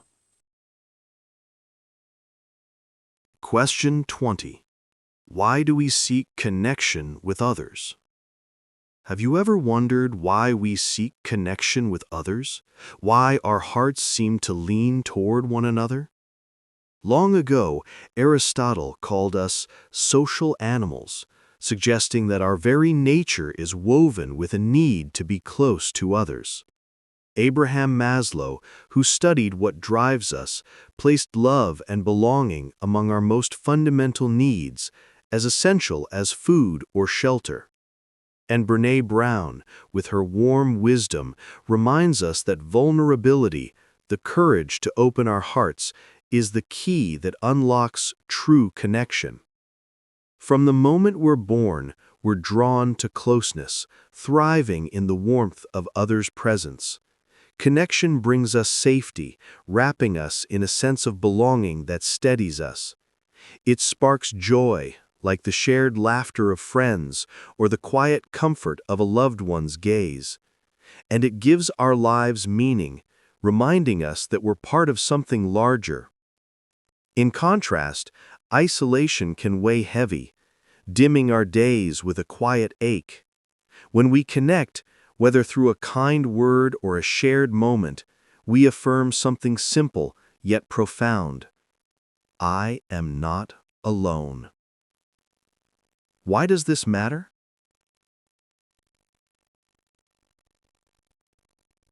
Because in moments when loneliness creeps in, remembering that this longing for connection is universal can be a gentle reassurance. We're built for belonging, wired to seek out others, to share our stories, our joys, our struggles. It's what makes us human, what ties us together across time and distance. There's a story from a small town struck by disaster, where neighbors who had never spoken before came together. They shared food, stories, and support. And in those moments, strangers became friends, their shared humanity forging bonds that lasted. Or picture a toddler, her face lighting up as she runs into her parents' arms, her smile a pure expression of connection, unclouded by doubt or fear. That instinct, so natural in a child, lives in all of us, guiding us toward one another. As you carry this thought into your days, there are gentle ways to nurture this human need for connection. Take a soft breath and let your mind rest on a moment today when you felt connected. Maybe a warm conversation, a shared glance, or even a quiet sense of belonging. In a still moment, you might pick up a journal and write, "I feel connected when," letting the words capture what draws you closer to others. Tomorrow, try greeting someone warmly, even a stranger. A simple smile or kind word can ripple outward, building a bridge.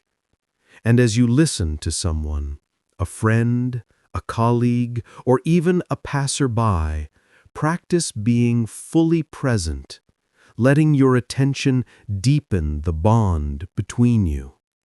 Tonight, rest in the quiet knowing that you are part of a vast, beautiful web of human connection. Each smile, each shared moment weaves you into the lives of others, reminding you that you are never truly alone. Question 21. What does it mean to truly listen to someone? Have you ever thought about what it means to truly listen to someone, to offer them the gift of your full attention? Stephen Covey, a wise teacher of human connection, once said that real listening is about understanding, not just preparing to respond. Carl Rogers, a pioneer in therapy, spoke of empathic listening, where the heart opens to another's words, feeling their truth. And in Native American traditions, there's a practice of counsel listening, where each voice is met with deep respect, held in a sacred space of attention.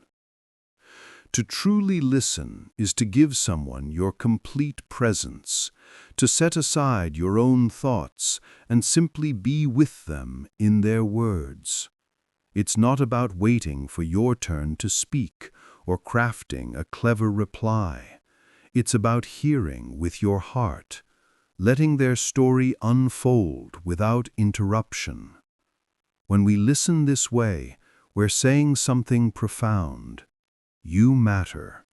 Your voice, your feelings, your truth, they are enough. True listening validates another's humanity, creating a bridge between souls that affirms their worth. Why does this matter? So much of the tension in our lives, misunderstandings, hurt, conflict, stems from not feeling heard. When we offer true listening, we create a space for peace, a moment where love can deepen and connection can flourish. It's a quiet act, but its impact ripples outward, soothing hearts and building trust. There's a story of a counselor who sat with a teenager, letting her pour out her worries without saying a word. Later, the teen shared, "You didn't solve my problems. You heard me. That saved me."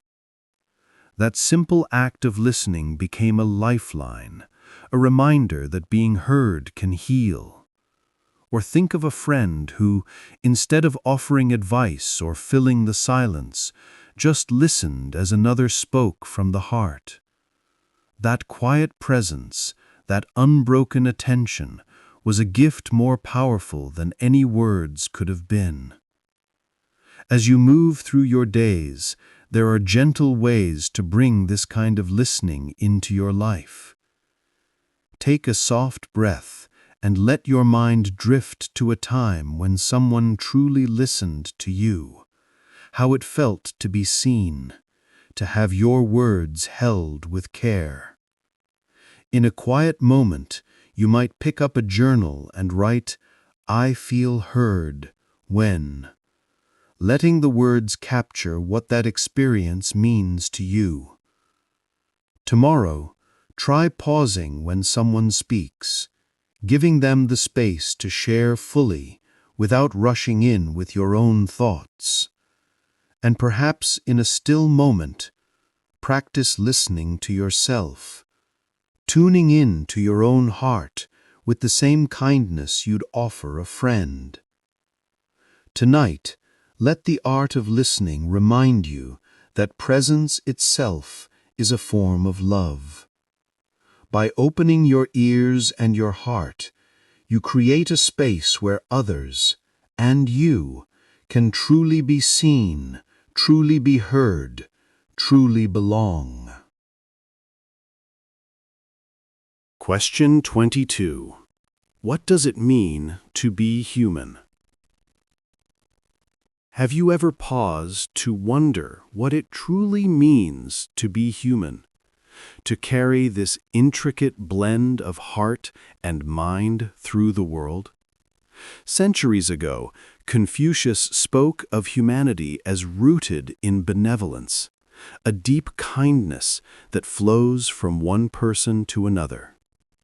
Hannah Arendt, a thinker of profound insight, reflected on how our actions and dignity define our humanness, shaping the world we share. And Desmond Tutu, with his radiant warmth, pointed to compassion and community as the heartbeat of what makes us who we are.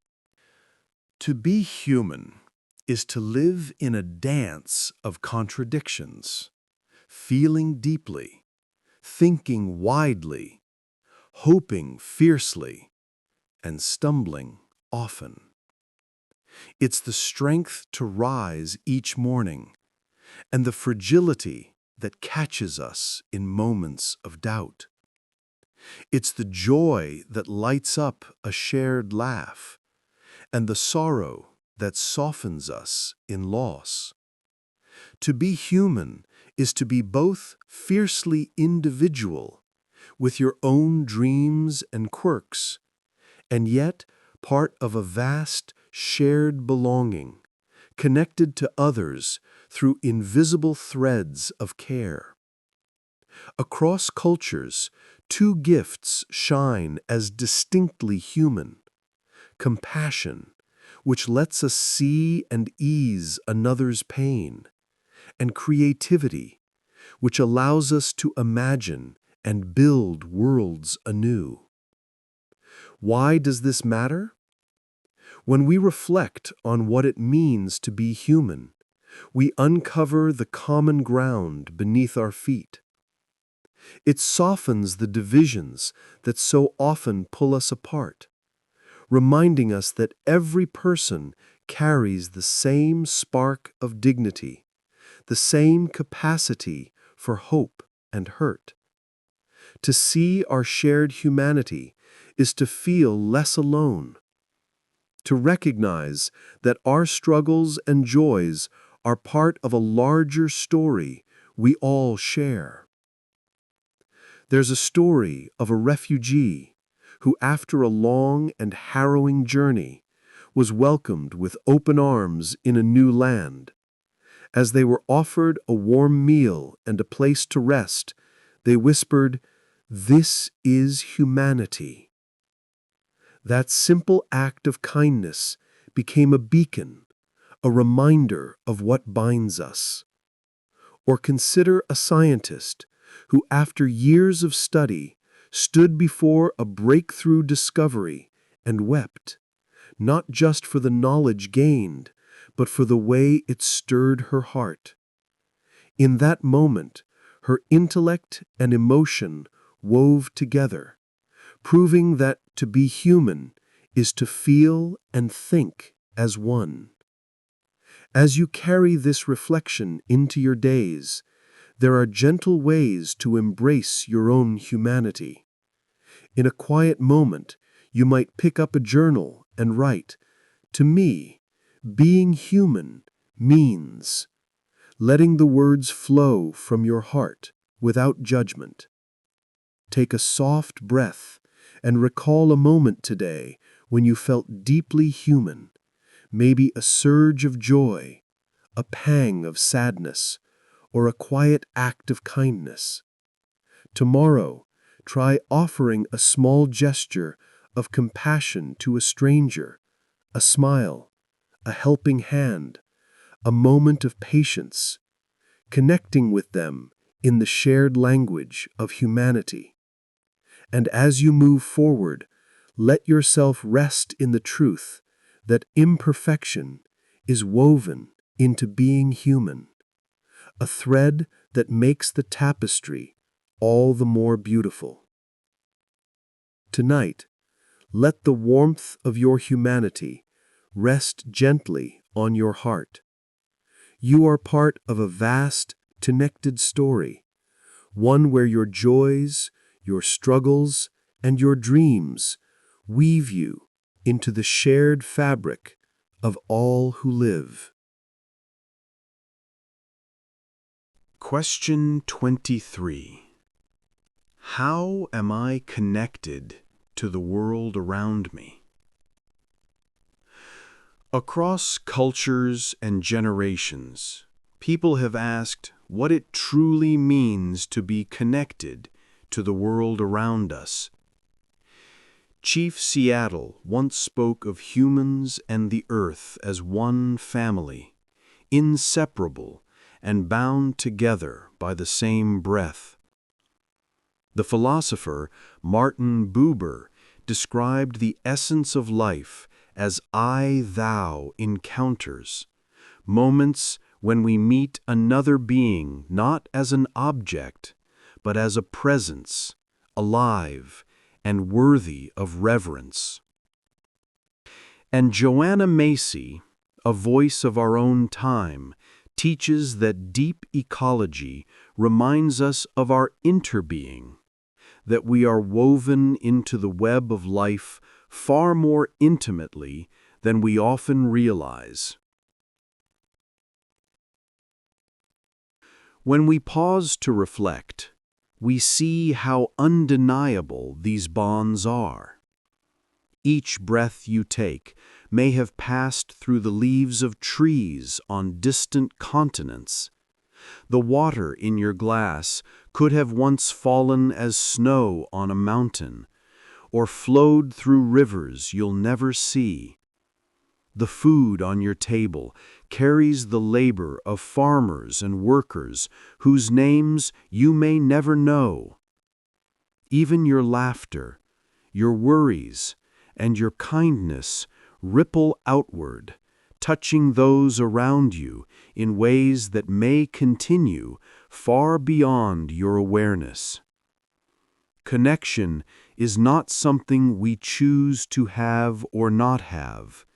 It is the reality of our existence. This question matters because remembering our interconnectedness changes how we live. When we forget, loneliness grows heavy, and the world can feel fragmented. But when we remember, we see that we belong to a vast, living whole. That awareness inspires care. Care for the earth, for each other, and for ourselves.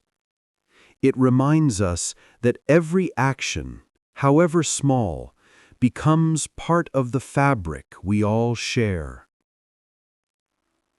There are gentle ways to keep this truth alive in daily life. You might begin by taking 3 slow, mindful breaths, silently thanking the trees that gave their oxygen so you could continue. Writing in a journal about a moment you felt connected, perhaps in conversation, in nature, or even in a stranger's kindness, can anchor that awareness more deeply. Tomorrow, as you move through your routines, you might pause to notice one simple way the earth sustains you, whether through sunlight warming your skin or the steady rhythm of rain nourishing the ground. And practicing gratitude for the unseen hands that support your life, those who grow food, deliver goods, or maintain the systems you depend on, can soften the boundaries we so often imagine between ourselves and others. Stories often reveal these truths in simple, vivid ways. A child once planted a small seed in the earth. He cared for it, watered it, and waited. In time, the plant grew and bore fruit, which he later ate with delight.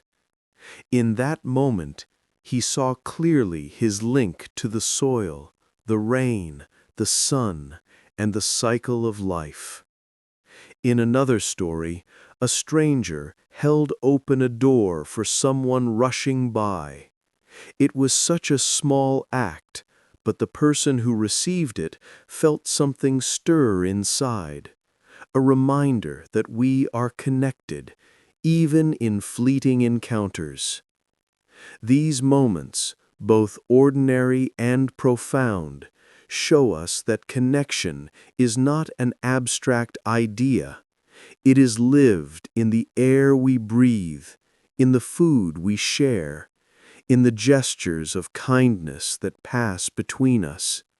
It is in the very structure of reality itself, binding us into a single intricate web.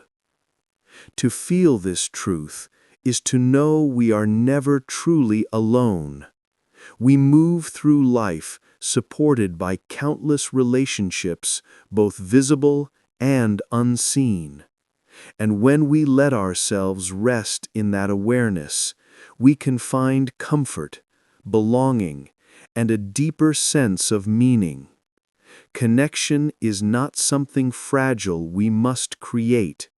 It is already here, surrounding and holding us, reminding us that we are part of a larger whole. Question 24. What fills me with awe and wonder? Albert Einstein once remarked that awe is the beginning of all true science. He understood that before any discovery, before any formula or theory, there is first the breathless wonder of encountering something vast and mysterious. Rachel Carson, who brought the wonders of the natural world into people's homes with her writing, believed that both children and adults need wonder to live fully.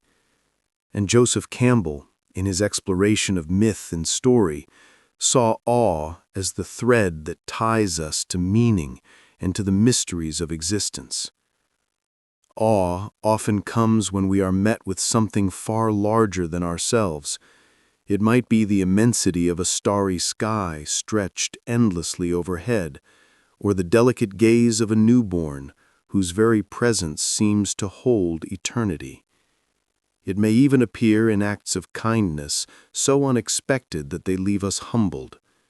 In those moments, the noise of the ego falls away, and something greater stirs within us.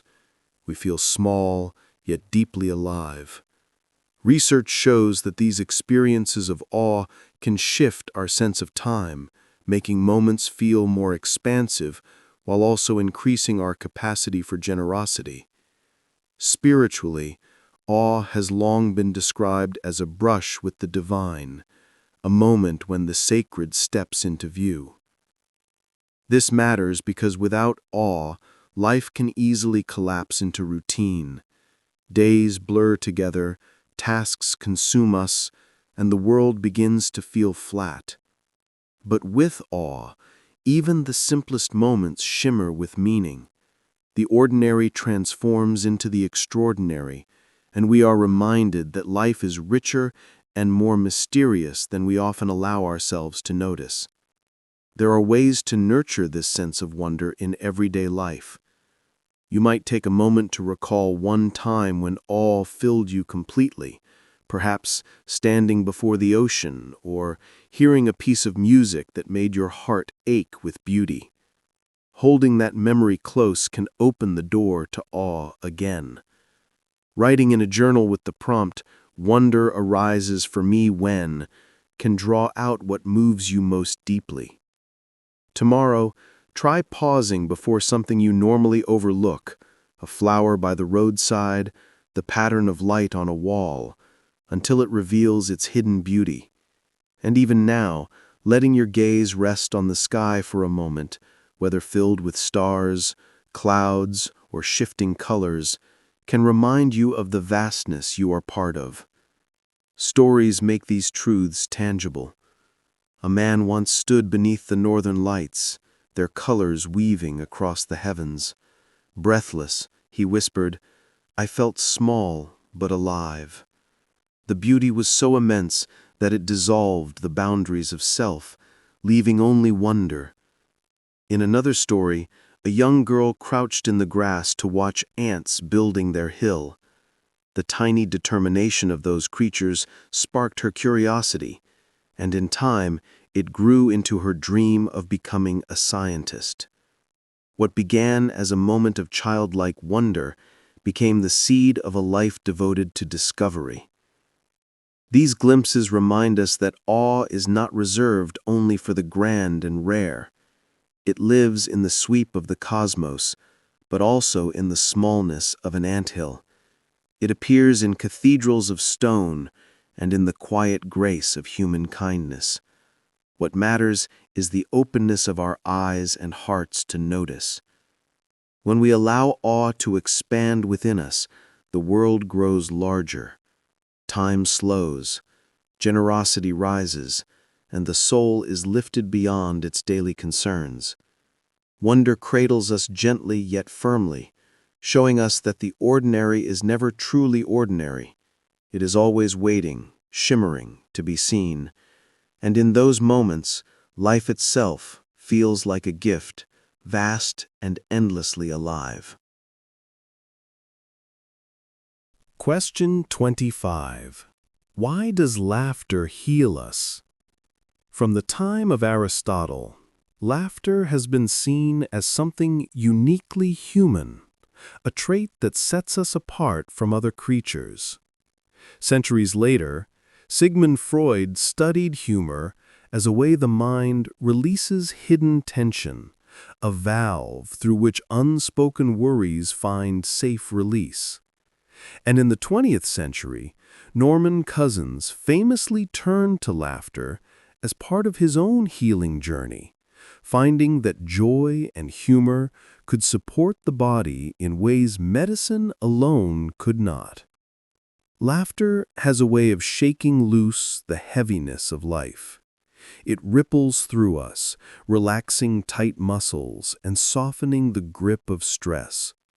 Science shows that it lowers stress hormones, strengthens the immune system, and boosts our sense of well-being. But beyond the physical effects, laughter connects us.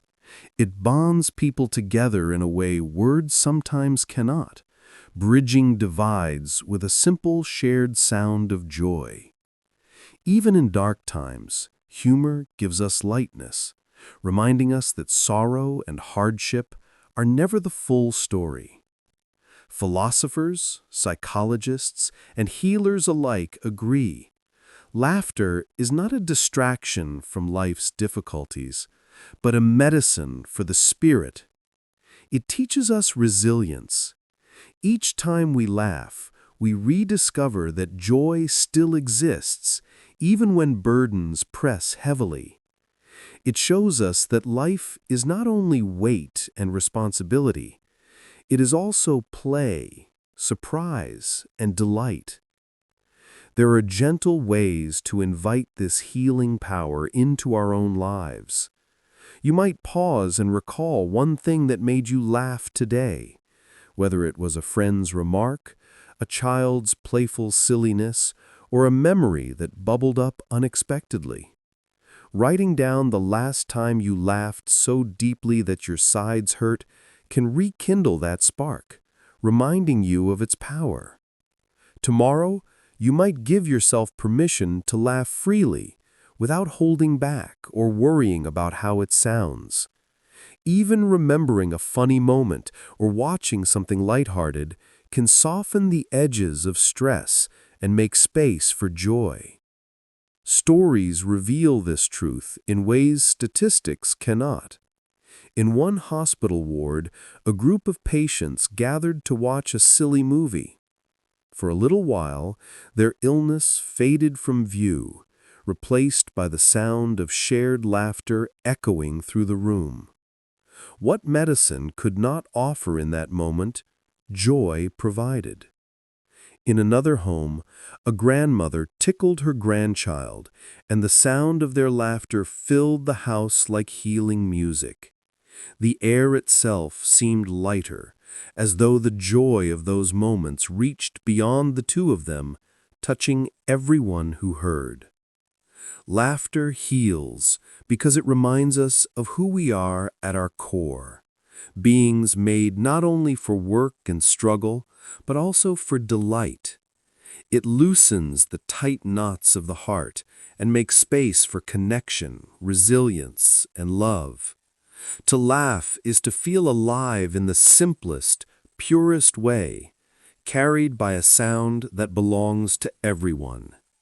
And so, in remembering laughter, we remember that life, even with all its seriousness, is also meant to be lived with joy. It is not only about enduring, but about finding moments that make us light again, even if only for a breath. Those moments are medicine, and they are always within reach. Question. 26. What role does gratitude play in my life? Gratitude has long been seen as one of the deepest sources of human strength. The Roman philosopher Cicero once called it the parent of all virtues, suggesting that so many of the qualities we admire, kindness, patience, generosity, grow naturally out of the soil of thankfulness. Centuries later, the Benedictine monk David Steindl-Rast would echo this idea, teaching that gratitude is more than a fleeting feeling. It is a way of being awake to life itself, an attitude that shapes how we move through each moment. Even modern researchers in positive psychology now confirm what sages and teachers have always suspected. Gratitude is a cornerstone of well-being, improving mood, resilience, and even physical health. What makes gratitude so transformative is its power to shift perspective.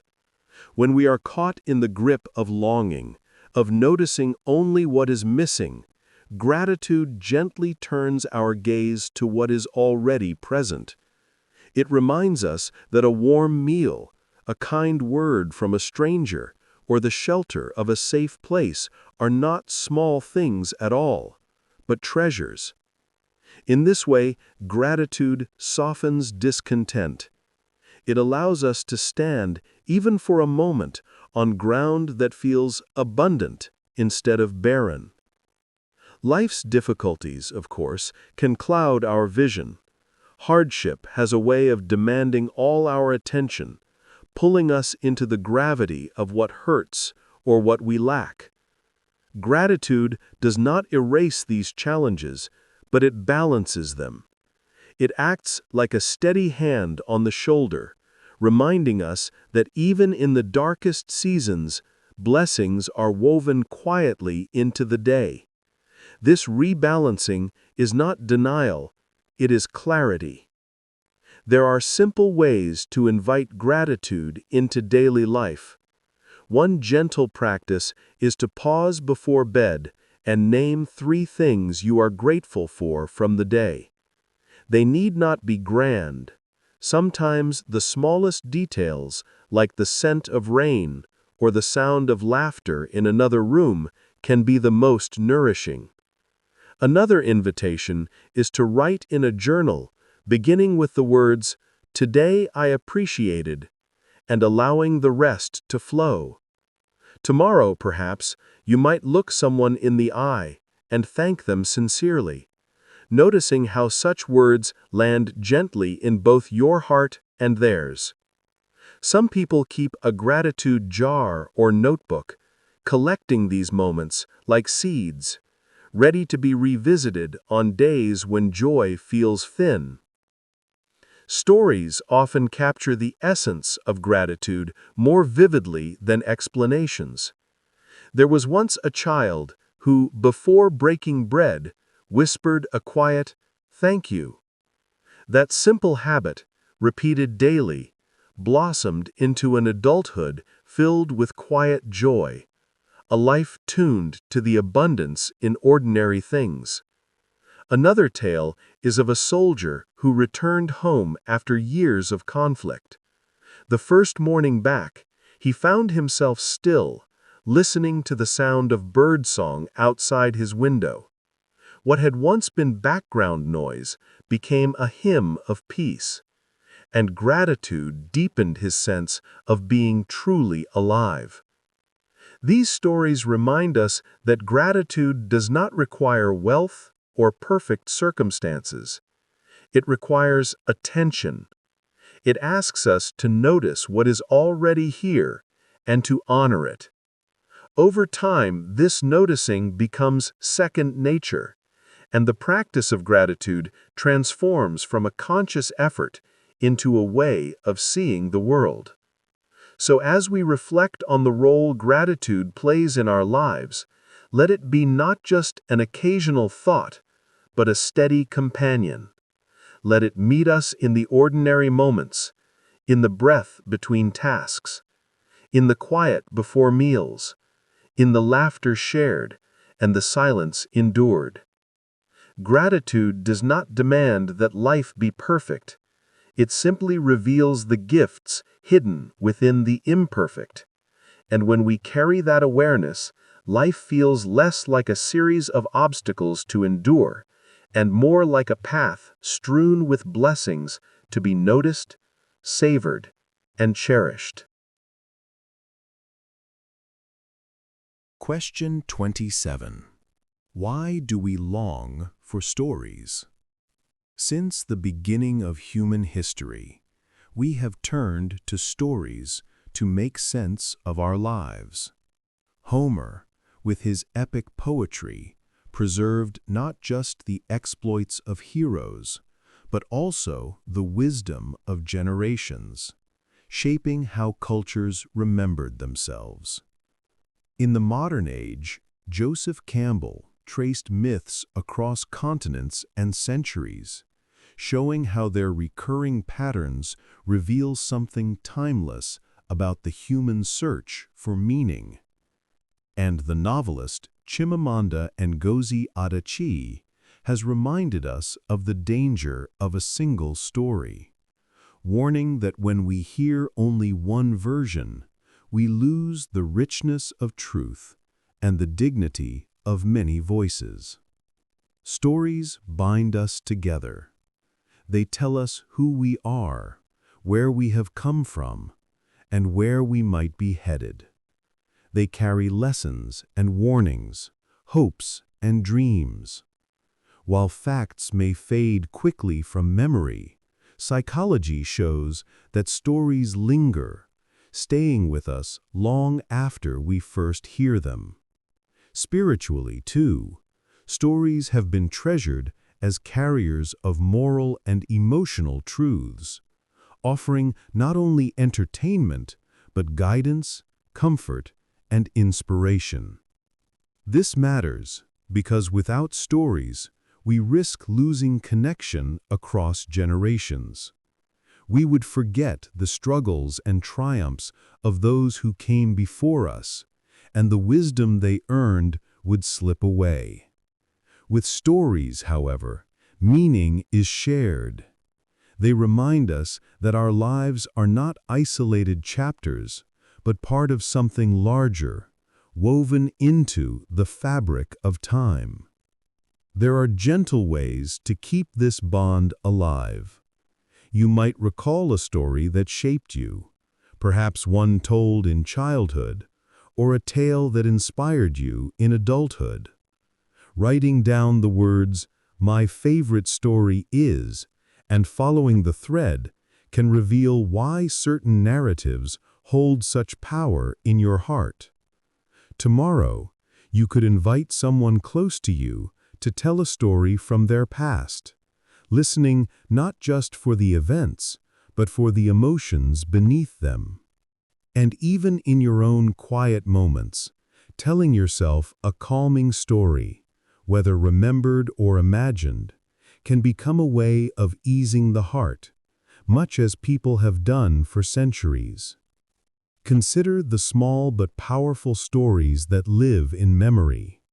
A grandmother once told her grandson bedtime tales filled with bravery and wonder. Years later, when asked what they had given him, he said softly, "They taught me courage." In another place, a group of refugees sat by a fire after a long journey, sharing the stories of their homeland. In the act of telling, they preserved not just words, but identity, the threads of who they were, carried across distance and loss.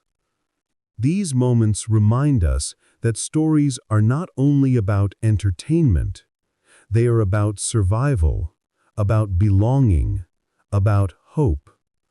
They are the vessels through which values are carried and love is passed from one life to another.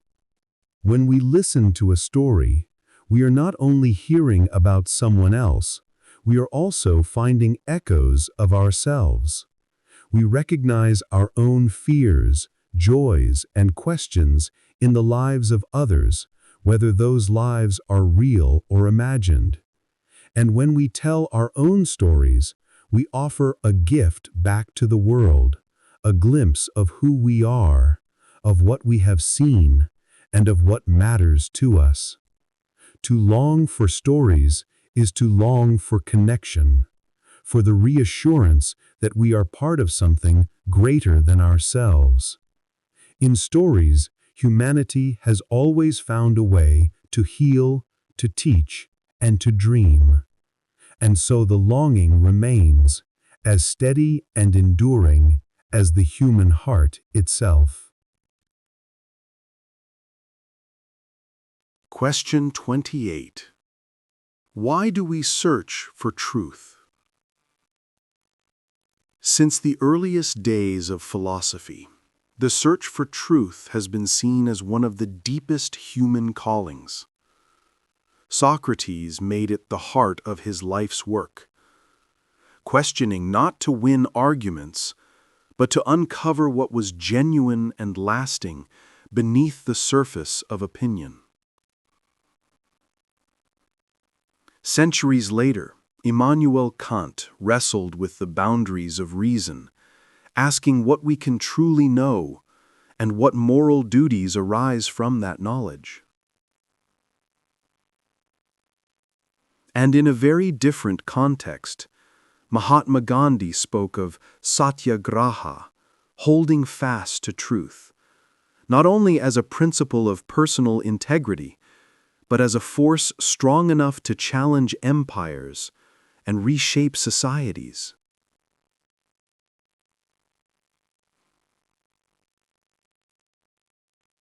At its core, truth is like light. It clears away confusion, allows us to see more clearly, and offers direction when the world feels uncertain. It guides justice by giving us firm ground to stand on. It nurtures trust between people. For honesty is the foundation of every genuine relationship.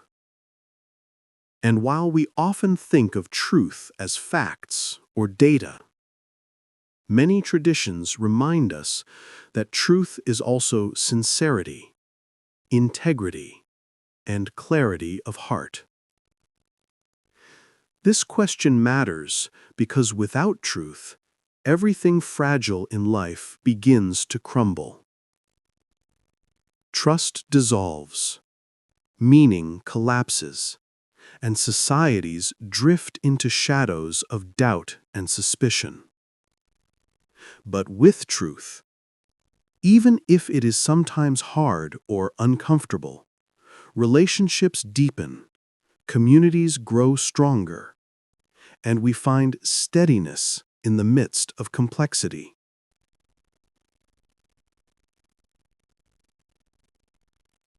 Truth is not always immediate. It often unfolds gradually, like dawn spreading across the sky. Sometimes we glimpse it suddenly, in moments of revelation. Other times, we uncover it slowly, through reflection and courage. One gentle way to nurture this search is to recall a truth you have discovered about yourself. Perhaps a strength you once doubted, or an honesty you finally voiced.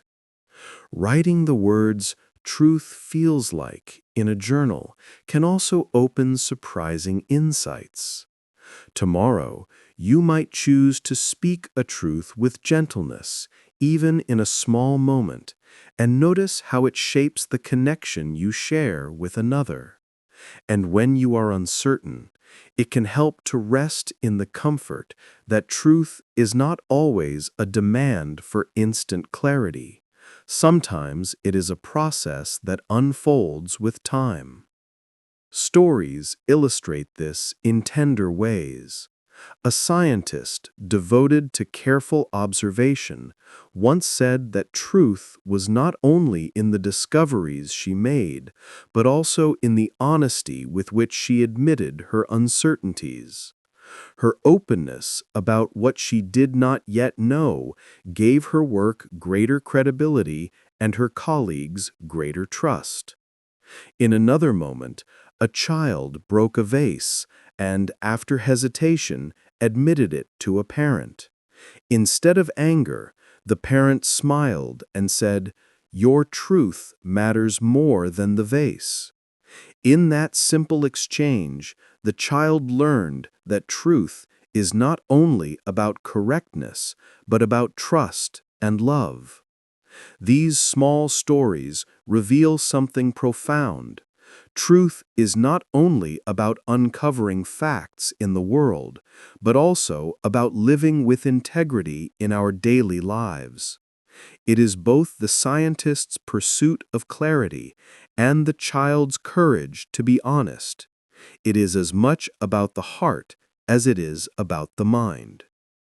To search for truth is to search for a foundation, something that steadies us when life feels uncertain. It is a journey that belongs to all of us, whether through philosophy, science, faith, or personal reflection. And in every step of that search, truth becomes not only an answer, but a light that makes the path ahead a little clearer, a little kinder, and a little more whole.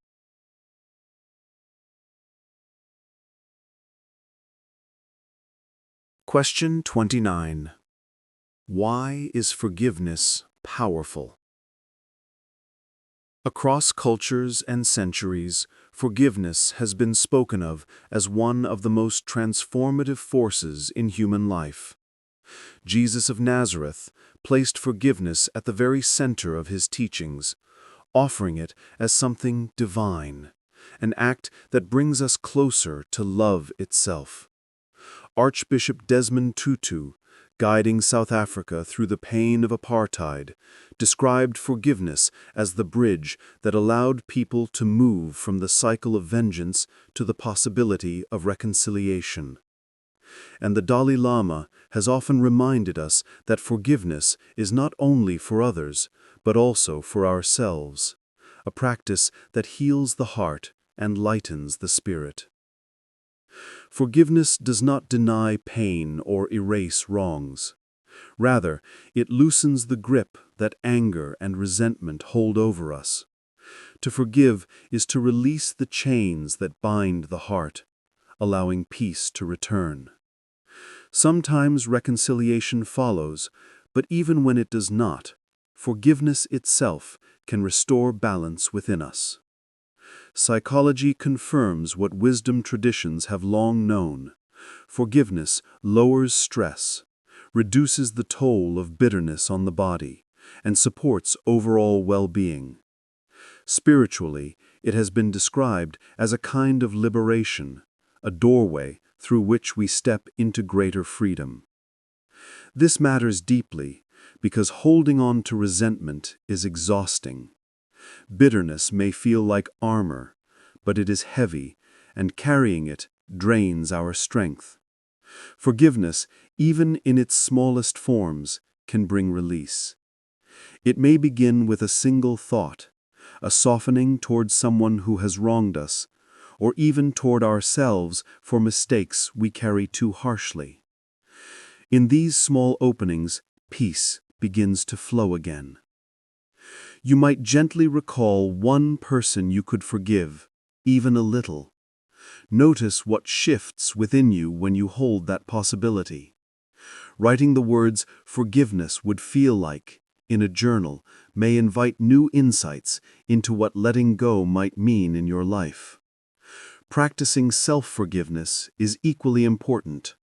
Many people find it harder to forgive themselves than others. Offering compassion inward can be a way of learning mercy at its deepest level. And as tomorrow unfolds, there will be moments where you can choose understanding over bitterness, even in small, everyday interactions.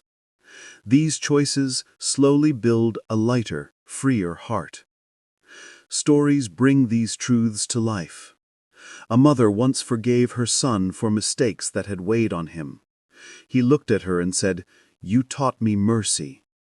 In that moment, forgiveness became more than comfort. It became a lesson passed from one life to another. In another story, a man held resentment against a colleague for years. Eventually, he chose to forgive. The moment he did, he felt his body relax, as though a weight had finally been lifted from his shoulders. His forgiveness did not change the past, but it changed how he carried it. These simple moments remind us that forgiveness is not about excusing what was wrong. It is about refusing to let the wound define us. It is about claiming freedom from the cycle of anger and giving ourselves space to heal. Forgiveness is powerful because it creates room for peace, within us, between us, and around us. When we allow forgiveness to soften the heart, we discover a strength that is gentler than force, yet greater than any resentment. It restores balance, opens the way for compassion, and helps us remember that love, not bitterness, is the ground on which life flourishes. And in choosing forgiveness, we step into freedom, the kind that makes us whole again. Question 30. Why do we seek peace? Since ancient times, people have asked why we long so deeply for peace. Lao Tzu, the sage of the Tao, spoke of harmony as the highest wisdom, teaching that when we live in balance with the natural order, peace naturally follows. The philosopher Baruch Spinoza described peace not as the absence of conflict, but as a true strength, a virtue, and a form of freedom. And Thich Nhat Hanh, the gentle Zen teacher, reminded us again and again that peace does not begin in treaties or grand gestures, but within the quiet of our own hearts. Peace is like fertile soil. It is the ground in which joy takes root and grows strong. Without it, happiness withers quickly, for conflict, whether in the world around us or in our own minds, exhausts the spirit. Peace quiets the nervous system, calms the mind, and softens the body's tension. It is both a deeply personal state and a shared goal, something we cultivate inside ourselves while also building in community. Asking why we seek peace is more than philosophy. It is an affirmation that peace is not optional. It is vital. Our well-being depends on it, and so does our life together. Peace shapes the way we speak to one another, how we resolve differences, and how we create spaces where trust can grow. There are small but powerful ways to welcome more peace into life. You might recall a moment of stillness that touched you today, a pause in the midst of work, the quiet of a cup of tea, or even a single breath that felt steady. Writing the words, "peace feels like," in a journal can uncover what peace means to you personally. Tomorrow, when tensions rise or reactions feel sharp, you might give yourself one slow, peaceful breath before responding. And surrounding yourself with peaceful reminders, perhaps gentle music, or an image that calms you, can help you carry that state more easily through the day. Stories remind us of how peace looks in simple moments. A monk once sat beside a river, and when asked what peace meant to him, replied, "Peace is simply returning to the flow." For him, peace was not about controlling life, but about aligning with its current. In another scene, a child, after quarreling with her parents, wrapped her arms around them in silence. That embrace carried no words, but the stillness that followed was peace itself. These moments teach us that peace is not distant or abstract. It can be found in a flowing river, in a child's hug, in a breath taken with care. It is not the absence of struggle, but the presence of something deeper, a steadiness that allows joy and compassion to flourish. When we seek peace, we are really seeking to live more fully, to be free from the weight of endless conflict, and closer to the truth of who we are. It is the quiet strength that steadies us, the gentle current that carries us, the shared space where we remember we belong to one another. And in turning toward peace, we step into a way of living that makes everything else, love, kindness, and happiness, possible. Question 31. Why do we seek justice? Let's settle into a quiet moment and reflect on a question that has stirred hearts and minds across time. Why do we seek justice? It's a question that feels timeless, woven into the fabric of who we are as humans, a thread that connects us to one another in our shared longing for something better, something fair. Imagine a small classroom where a teacher moves through the rows of desks, her eyes meeting each student's with the same warmth and respect. No one is favored, no one overlooked. In that simple act of fairness, something beautiful happens.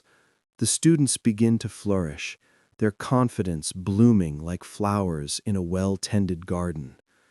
It's a reminder that justice, at its heart, is about fairness, about creating a balance where every person's dignity is honored. We seek it because we feel, deep within, that when one of us is harmed, it ripples out to touch us all. Long ago, a thinker named Plato dreamed of a society where justice was like a melody, each person playing their part in harmony with others. He saw it not as punishment, but as a way to restore balance, to bring people back into right relationship with one another. Centuries later, Martin Luther King Jr. carried this idea forward, speaking of justice as love in action, a force that lifts up the overlooked and heals what's been broken. And in our own time, Amartya Sen has invited us to see justice through the lens of freedom and fairness, where everyone has the chance to live a life of dignity. These voices, across ages, remind us that justice isn't about settling scores, it's about building a world where goodness matters, where wrongs can be made right, and where hope finds solid ground to stand on. Think of a moment you've seen fairness in action. Maybe it was a time when someone listened to you, really listened, and made you feel seen. Or perhaps it was a small act of kindness, like a neighbor standing up for another who was being treated unfairly. In that moment, justice wasn't a grand idea, it was a quiet choice, a step toward making things right. These small stories show us how justice begins, not in courtrooms or grand speeches, but in the everyday ways we choose to treat each other. As you listen, I invite you to pause and let your mind wander to a time when you witnessed fairness. Let that memory linger like a warm light in your heart. If you feel called to, you might take a moment later to jot down a few words about what justice means to you. It could be as simple as kindness or balance or standing up for what's right.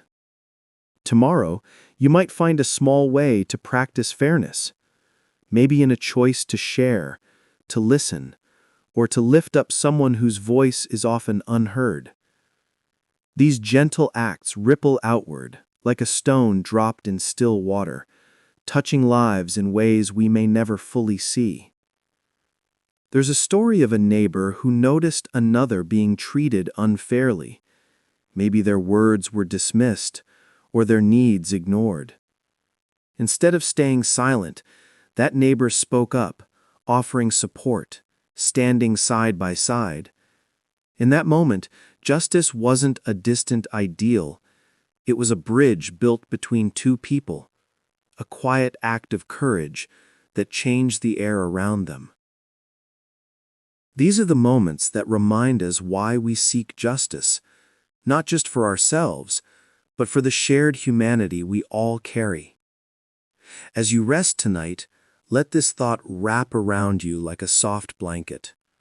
The longing for justice is part of what makes us human. It's a quiet call within us, urging us towards fairness, towards connection, towards a world where every voice matters.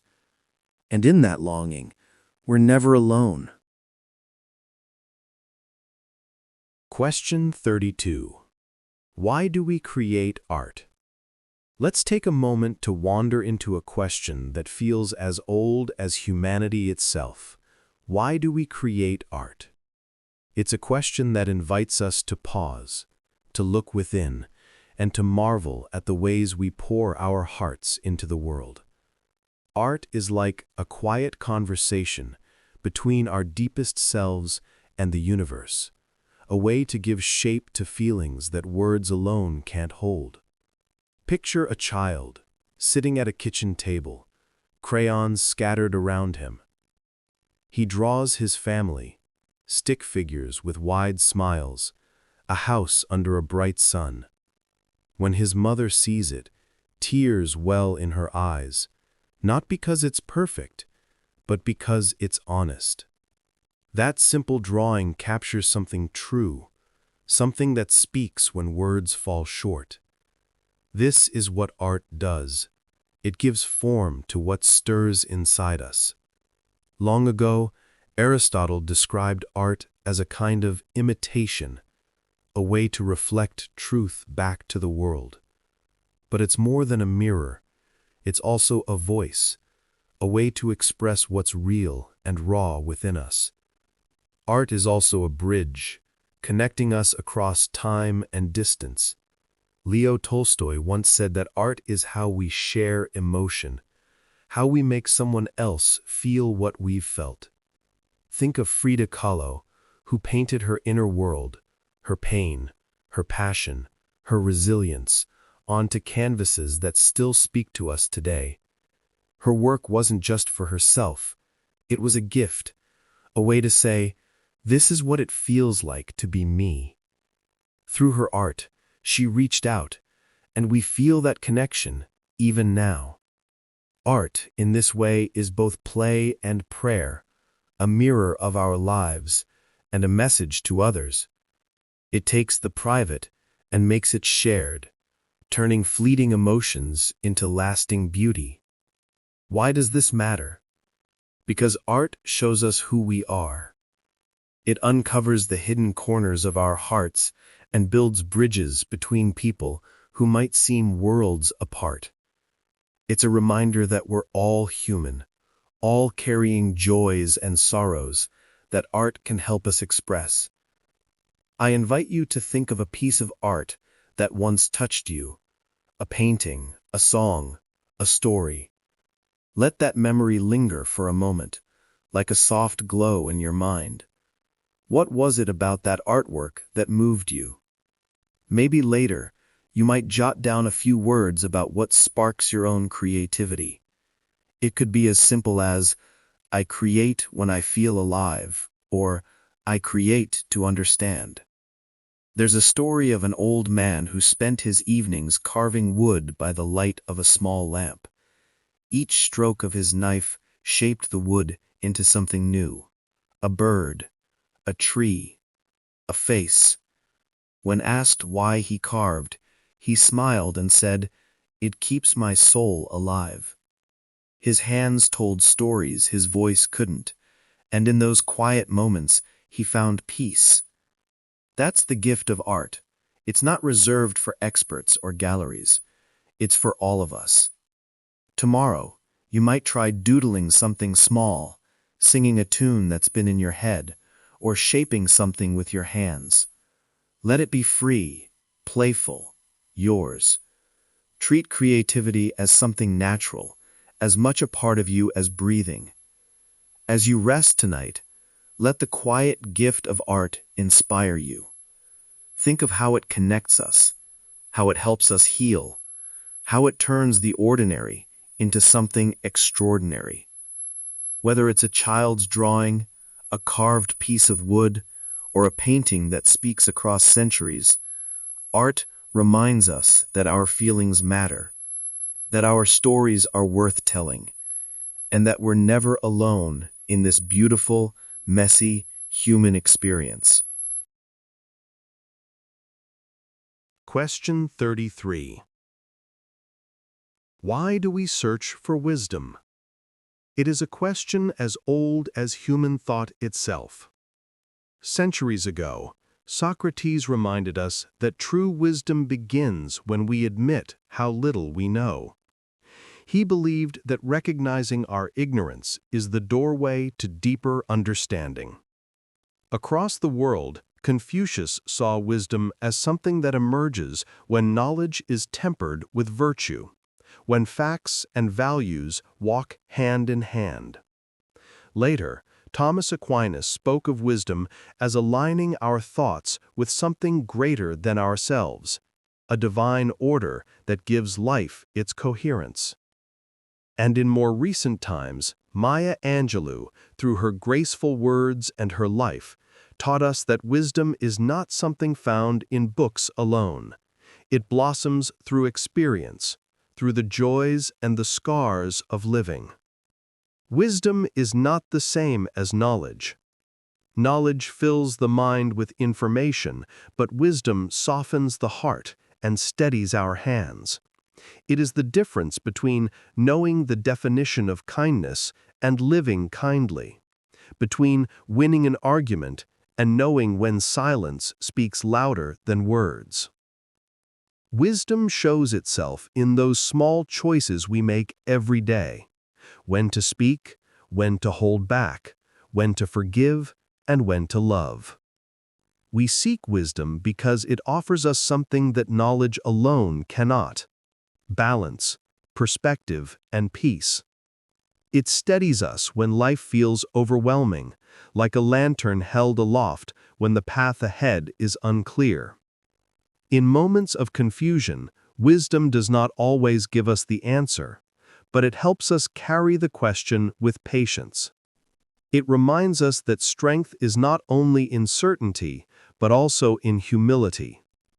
This matters deeply, because life is full of missteps and wrong turns. Without wisdom, mistakes can feel like heavy chains. With wisdom, they become lessons, stepping stones that move us closer to grace. Wisdom whispers that we need not be perfect to live meaningfully. It allows us to embrace our flaws with honesty, knowing that growth often comes from what once felt like failure. There are small ways we can invite wisdom into our lives. One gentle practice is to pause for a moment of reflection. Ask yourself, what does wisdom mean to me? Write it down, even if only a sentence. By giving shape to the idea, you bring it closer into focus. Another way is to look back on your day and notice a choice, no matter how small, that felt wise. Perhaps it was pausing before speaking in anger. or offering kindness where none was expected. Tomorrow, you might try asking yourself quietly, what would be the wise response here? This single question can soften the sharp edges of a moment. And of course, wisdom can also be found in the voices of those who came before us. A line from a poet, a passage from a philosopher, or even a remembered saying from a beloved elder. Often, wisdom comes to us not in long speeches, but in simple, almost ordinary ways. A grandmother may sit quietly in a family gathering, saying little. Yet when she does speak, her words carry a weight that everyone leans in to hear.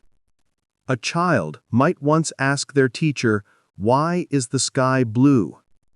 The teacher, instead of rushing into explanations of science, might smile and say, "Because wonder is where wisdom begins." Both moments, though different, hold the same truth. Wisdom shines not in complexity, but in clarity. Not in noise, but in stillness. In the end, wisdom is less about answers and more about how we live our questions. It is about carrying ourselves with a quiet dignity, with compassion for others, and with enough humility to keep learning. And so, as we move through the rhythms of life, we can let wisdom be like a steady companion, never loud, never insistent, but always present, guiding us gently toward peace.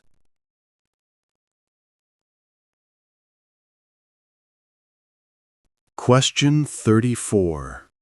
Why do we value hope? Why do we value hope? For centuries, people have pondered this question. St. Augustine once spoke of hope as a companion of faith and love, inseparable from the deepest bonds of the human spirit. Centuries later, the Czech thinker and statesman Václav Havel described hope not as the certainty that things will turn out well, but as the quiet conviction that life itself makes sense, even when outcomes remain uncertain. And Martin Luther King Jr., in the midst of struggle, reminded us that hope is not a passive wish, but a moral compass, pointing us toward justice, dignity, and a better tomorrow. At its heart, hope is the flame that lights even the darkest path. It does not deny the reality of pain or difficulty, but it whispers that change is possible. It steadies us in moments of despair, giving us the strength to rise one more time, to take one more step, to breathe, and try again.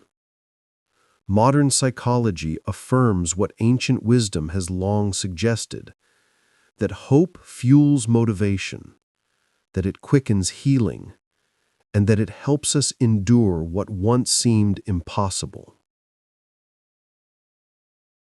Without hope, the weight of life can feel unbearable. The smallest tasks seem heavy, and the future feels closed.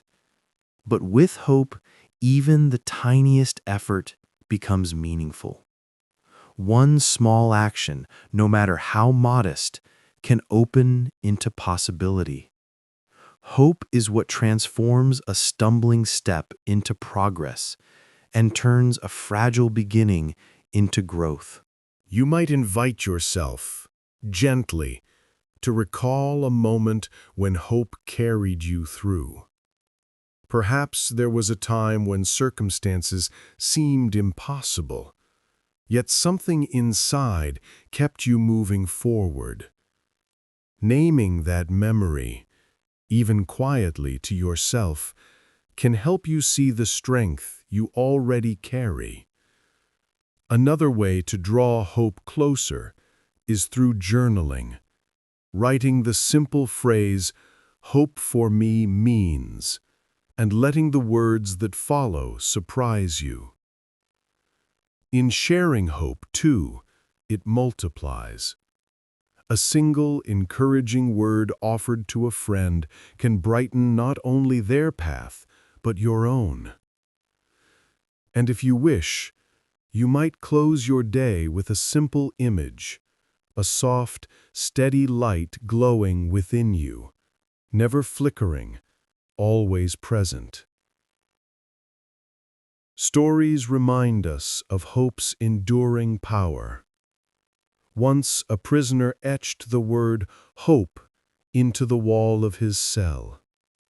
For years, that single carved word sustained him, reminding him that his spirit could not be confined. In another moment, a child knelt in the soil and pressed a seed into the earth. When the first green shoot broke through the surface, she smiled and whispered, "This is hope." These stories, though simple, speak to the essence of what we hold dear. Hope turns despair into courage, absence into presence, and endings into beginnings. Hope does not promise us a life without hardship. It does not erase sorrow or deny loss. Instead, it gives us a way to endure, a reason to reach for tomorrow, and a reminder that even in difficulty, meaning can be found. It is both fragile and fierce, quiet yet unyielding. It is the ember that glows when the fire seems gone, the compass that keeps us moving when we cannot yet see the horizon. So we continue to value hope, not because it guarantees ease, but because it helps us live with resilience and faith. Hope assures us that the story is still unfolding, that new chapters are waiting to be written. It is the gentle glow that steadies us, reminding us that even in the darkest night, the flame still burns. Question 35. Why do we fear death? This question has lingered in human hearts for as long as we have known how to wonder. The Greek philosopher Epicurus once taught that death should not trouble us, for when it comes, we will not be there to feel it. His words tried to lift the weight of fear by reminding us that death is not an experience we endure, but the absence of experience altogether. Much later, Martin Heidegger turned this question in another direction. He suggested that by facing our mortality, by looking it squarely in the eye, we might live more authentically. Death, in his view, is not just an end, but a constant companion, reminding us to live our days with urgency and honesty. Elizabeth Kubler-Ross, working tenderly with the dying, spoke of death as part of the natural cycle, no less a part of life than birth or growth. Through her eyes, death became not only an ending, but also a transition. At the root of our fear is mystery. Death asks us to step into the unknown, a place our senses cannot follow. It is also loss, loss of the people we love, loss of moments we have not yet lived. And perhaps most deeply, fear grows from our love of life itself, our reluctance to loosen our grasp on the beauty and the bonds that make existence so dear. Yet, across traditions and philosophies, a common wisdom emerges. Death is not apart from life, but woven into its fabric. To accept mortality is not to give up hope, but to hold life more tenderly. Philosophy offers us the lesson that by acknowledging death, we learn to cherish life more fully. Spiritual traditions often tell us that death is not the end, but a doorway, a passage into something beyond. Whether or not we share that belief, the idea itself can soften the fear, offering a way to see impermanence not as destruction, but as transformation. This question matters because fear, when left unexamined, can shadow our days. But when we face it gently, it becomes something different. Fear softens into gratitude. The reminder that our time is limited makes each day more luminous. A sunrise, a laugh with a friend, a moment of silence, all shine brighter when we remember they are fleeting. You might try a simple reflection. Whisper to yourself, "Because life ends, I treasure," and allow the answer to arise naturally.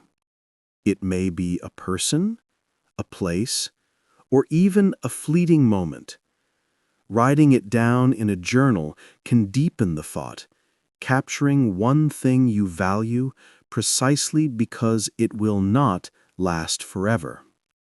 And perhaps tomorrow you can savor one ordinary moment as if it were your last, listening more closely, holding more gently, looking more deeply.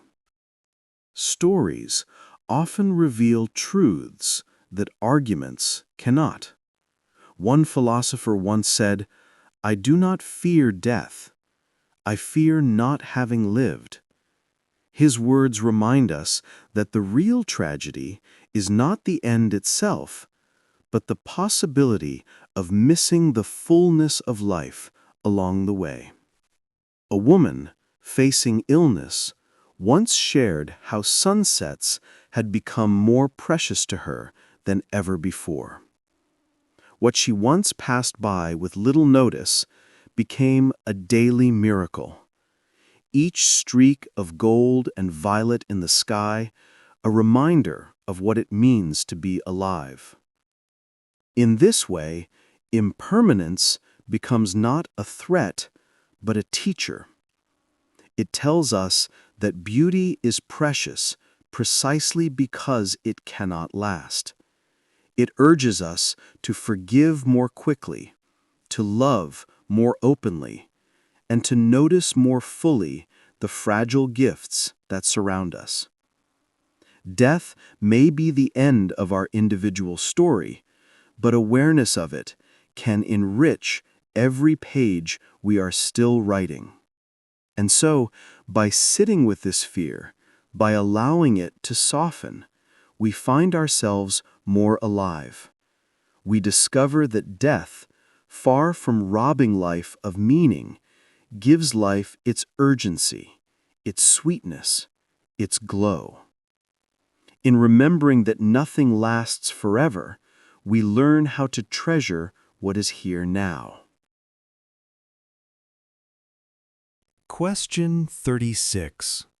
What does it mean to live with courage? The question has echoed through centuries, with each voice offering its own understanding.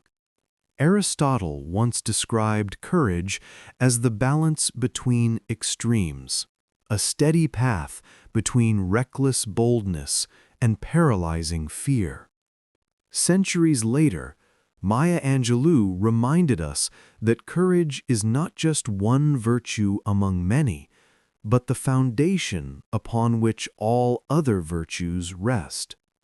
And Nelson Mandela, who knew the weight of fear and the cost of freedom, taught us that courage is not the absence of fear, but the triumph over it. At its essence, courage is the decision to move forward even when fear is present.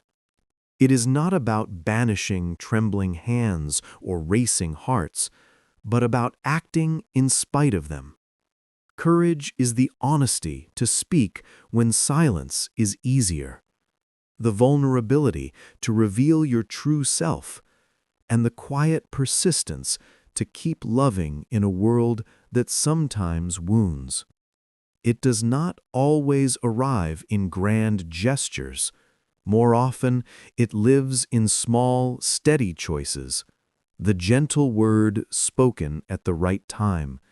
The truth lived even when inconvenient. The simple step taken when uncertainty surrounds us. We ask about courage because life calls for it every day. Not just in dramatic moments of protest or sacrifice, but in the countless smaller decisions that shape who we are. To live with courage is to live authentically, to resist the pull of pretense or fear, and to step into the world as ourselves. Without courage, opportunities slip away, and truths remain unspoken. With it, even the smallest acts become luminous. There are ways we can invite courage into our days. You might take a quiet moment to write, "Courage for me is," and allow the words to unfold naturally. Sometimes clarity begins with naming what we long for. You might recall one choice you made that required bravery, perhaps small but meaningful. Let that memory remind you that courage already lives within you. Tomorrow, you might notice one place where fear holds you back and take a single step forward anyway, however modest. And in moments when courage feels far away, practice self-compassion. Even recognizing that something is hard can itself be an act of bravery. Stories show us courage in forms both ordinary and profound. A student once stood in a crowded hall, voice shaking as they spoke against injustice. The words were not loud, but they carried the strength of truth, and that was courage. A mother, weary from responsibilities, admitted she needed help. No banners were raised, no speeches given, yet in her honesty was the heart of courage. These moments remind us that courage wears many faces, and often the quietest acts are the most enduring. To live with courage does not mean to live without fear. It means to let fear be part of the story without letting it write the ending. It means choosing presence over avoidance, integrity over comfort, love over withdrawal. Courage allows us to open ourselves to others, to risk kindness, to create, and to begin again after falling. As we move through life, courage steadies us. It whispers strength into our days, reminding us that fear is natural, but it need not be final. Each time we act with courage, whether in great defiance or small tenderness, we affirm our humanity. We say, in essence, "I will live fully, even here, even now." Question 37. What role does faith play in my life? What role does faith play in my life? It's a question that has stirred hearts for centuries. The Danish philosopher Søren Kierkegaard once spoke of the leap of faith, that moment when reason cannot carry us further, and yet we still step forward, trusting in something greater. Thomas Merton, the contemplative monk, described faith as a kind of trust in the unseen, a quiet confidence that even when clarity fades, meaning remains. And in the teachings of the Prophet Muhammad, faith is spoken of as surrender, not a passive giving up, but an active placing of oneself in God's hands, with the assurance that guidance and mercy are near. At its essence, faith is about trust. It may be trust in God, in life itself, in the strength of love, or in the resilience that carries us through hardship. Faith is not about having perfect certainty. Rather, it is confidence in what cannot be fully measured or explained. It sustains us when reason falters. When the mind runs out of answers, faith steps in with a steady hand, offering comfort, strength, and a sense of belonging. This matters because faith shapes the meaning of our days. For some, it is grounded in religion, guiding prayer, worship, and devotion. For others, it is woven into a broader trust that life unfolds with a hidden wisdom, that human goodness will rise even in dark times, that healing can follow hurt. However we name it, faith allows us to move forward when fear would have us stop, to believe in tomorrow when today feels uncertain. There are simple, gentle ways to draw faith closer. You might take a quiet moment to write the words, "Faith to me means," and see what arises from within. Perhaps it will be a name, a memory, or even just a feeling. You might remember a moment when faith carried you through, when you could not see the full path but trusted your step. Let that memory remind you of the strength you already possess. Tomorrow, when you face a small uncertainty, consider practicing trust. It may be as simple as letting a conversation unfold without controlling every word, or stepping into a situation with openness rather than fear. And in the stillness of evening, you might whisper a prayer, a hope, or even just a word of gratitude.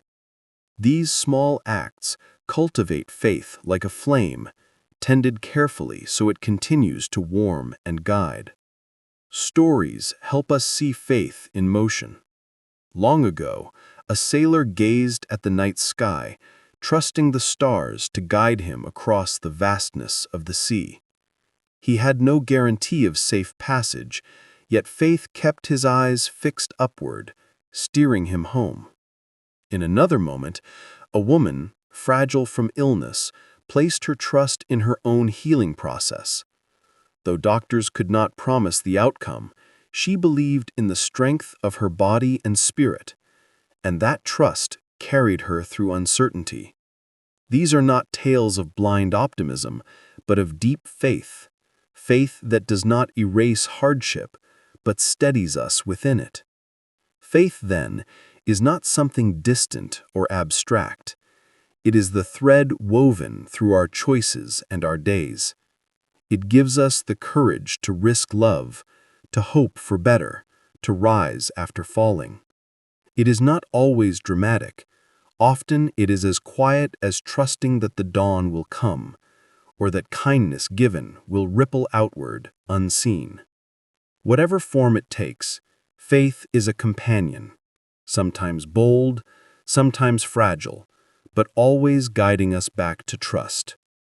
It does not ask us to have every answer, only to believe that meaning exists even in mystery.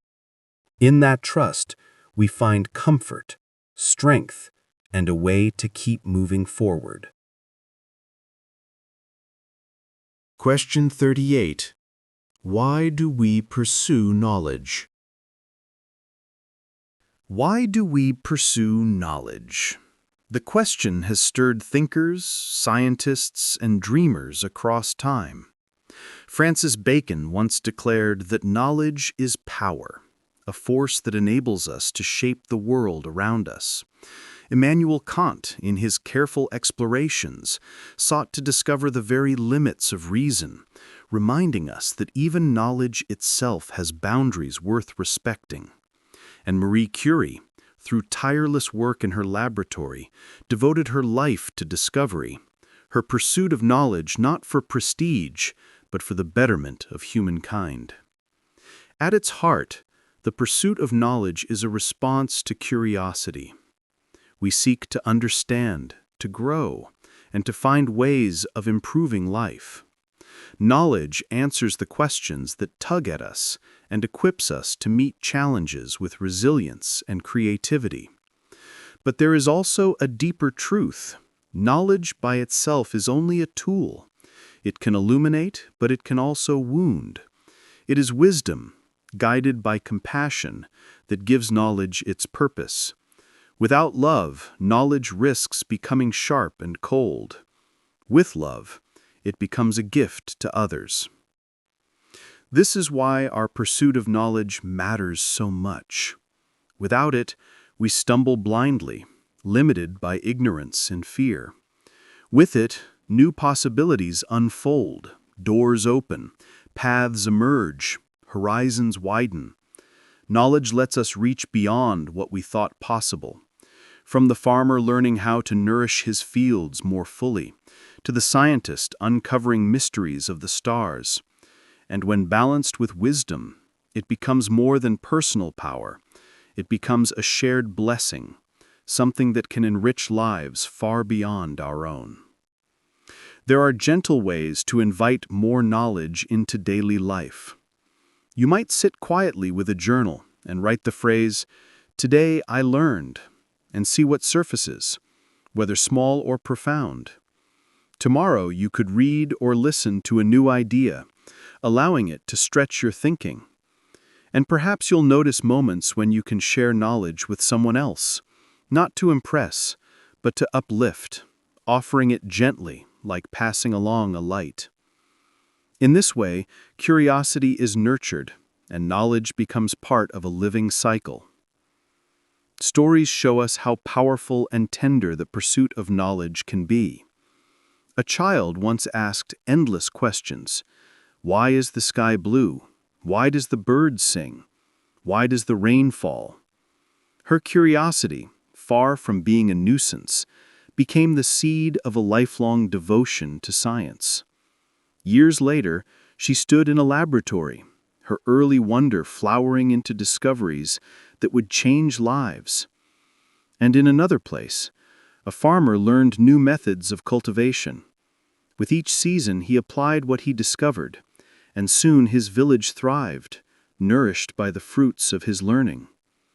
These are simple tales, yet they remind us that knowledge is never just personal. It ripples outward, shaping the lives of many. When we pursue knowledge, we are not only collecting facts, but participating in something greater, the unfolding of human understanding.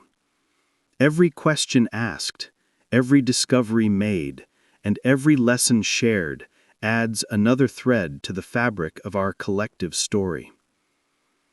To learn is to say yes to life's invitation, to lean into wonder, and to believe that even in mystery, meaning can be found. And so, knowledge becomes more than power. It becomes light, a light that, when guided by compassion, softens the darkness and enriches our journey. It reassures us that curiosity is not just a trait of children, but a lifelong companion, one that keeps our spirits alive and our horizons ever widening. Question 39.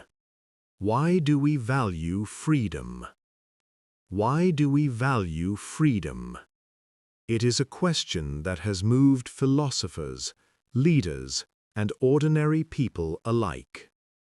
John Stuart Mill once argued passionately for liberty of thought and action, believing that the freedom to think, speak, and choose is essential for human flourishing.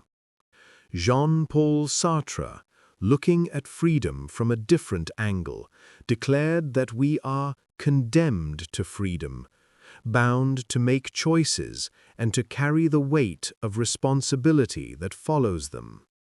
And Nelson Mandela, who endured years of imprisonment, spoke of freedom not just as political liberty, but as dignity and justice, the right to live with one's humanity intact.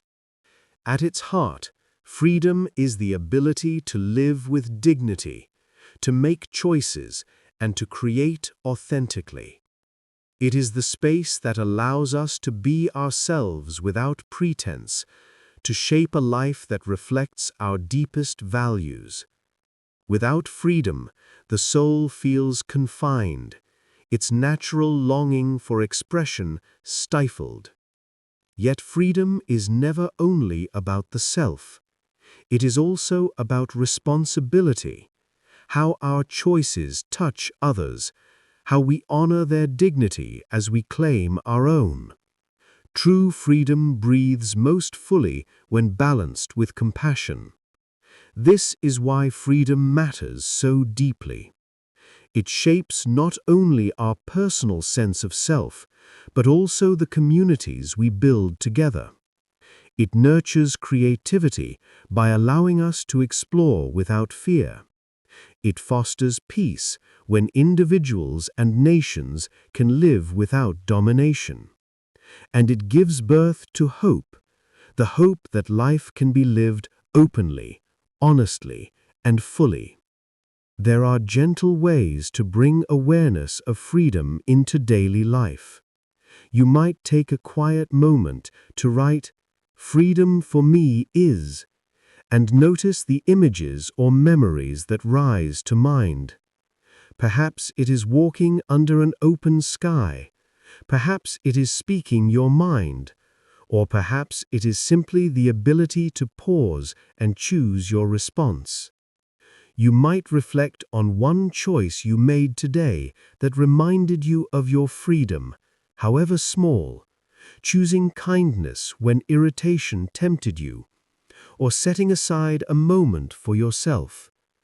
Tomorrow, you might honor someone else's freedom, listening without judgment, allowing their perspective to stand alongside yours. And beneath all of this lies an inner freedom, the kind that no circumstance can take away, the freedom of a peaceful heart. Stories often reveal this truth in ways words alone cannot. A prisoner, once confined behind bars, said, "They can lock my body, but not my spirit." His words remind us that freedom can live even when circumstances are harsh, that the human spirit is larger than walls. In another moment, a girl sat before a blank canvas, brushes in hand. She painted without rules or restrictions, and in that flow of color and shape, she felt joy. Her freedom was not about politics or power, but about expression, about giving life to what was within her. These glimpses tell us that freedom comes in many forms. It is political, yes, but it is also personal, spiritual, and creative. It is the laughter shared without fear, the song sung without hesitation, the life lived with authenticity. Freedom is not always loud. Sometimes it is simply the quiet assurance that we belong to ourselves and are responsible for how we live. And so we value freedom not only because it liberates us from constraint, but because it allows us to touch the fullness of our humanity. It lets us choose, create, and love. It calls us to honor the freedom of others, weaving responsibility into our own liberty. In its spaciousness, freedom gives room for dignity, for peace, for hope. Question 40. Why do we seek happiness? Why do we seek happiness? It is one of humanity's oldest questions, whispered in philosophy, religion, and daily life alike.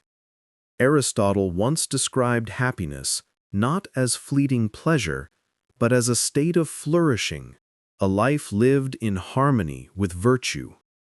The Dalai Lama reminds us that true happiness is not found in selfish gain, but in compassion. When our hearts open to others, joy flows naturally. And in more recent times, the field of positive psychology has studied happiness as a practice, showing us the habits and choices that can cultivate lasting joy rather than temporary delight. At its essence, happiness feels like home. It is that state of being where life's goodness feels affirmed, where we sense connection, meaning, and peace. Pleasure may come and go like waves on the surface, but deeper happiness rests in purpose, in love, in acts of kindness, both given and received. It is less about acquiring and more about being, less about chasing and more about noticing what is already present. This question matters because by reflecting on happiness, we uncover what is truly important. It saves us from empty pursuits, from chasing shadows that vanish as soon as we touch them. When we pause to ask what happiness means to us, we often discover it is not the grand achievement or the distant milestone, but the quiet moment of laughter with a friend, the simple contentment of knowing we are safe and loved, the joy of living in alignment with what we value most. There are gentle ways to bring happiness into focus. You might take a moment to write the phrase, "Happiness for me means," and allow your own definition to unfold. Perhaps it is peace of mind. Perhaps it is connection. Perhaps it is the freedom to create. You could also reflect on one joyful moment from your day, a smile, a conversation, a sight that lifted your spirit, and let it linger a little longer in your memory. Tomorrow, you might choose to perform a small act of kindness, knowing that kindness often nourishes both giver and receiver. And even something as simple as smiling at yourself in the mirror can spark a gentle warmth, reminding you that happiness begins within. Stories help us see happiness in its simplest forms. A monk once said, "Happiness is wanting what you already have."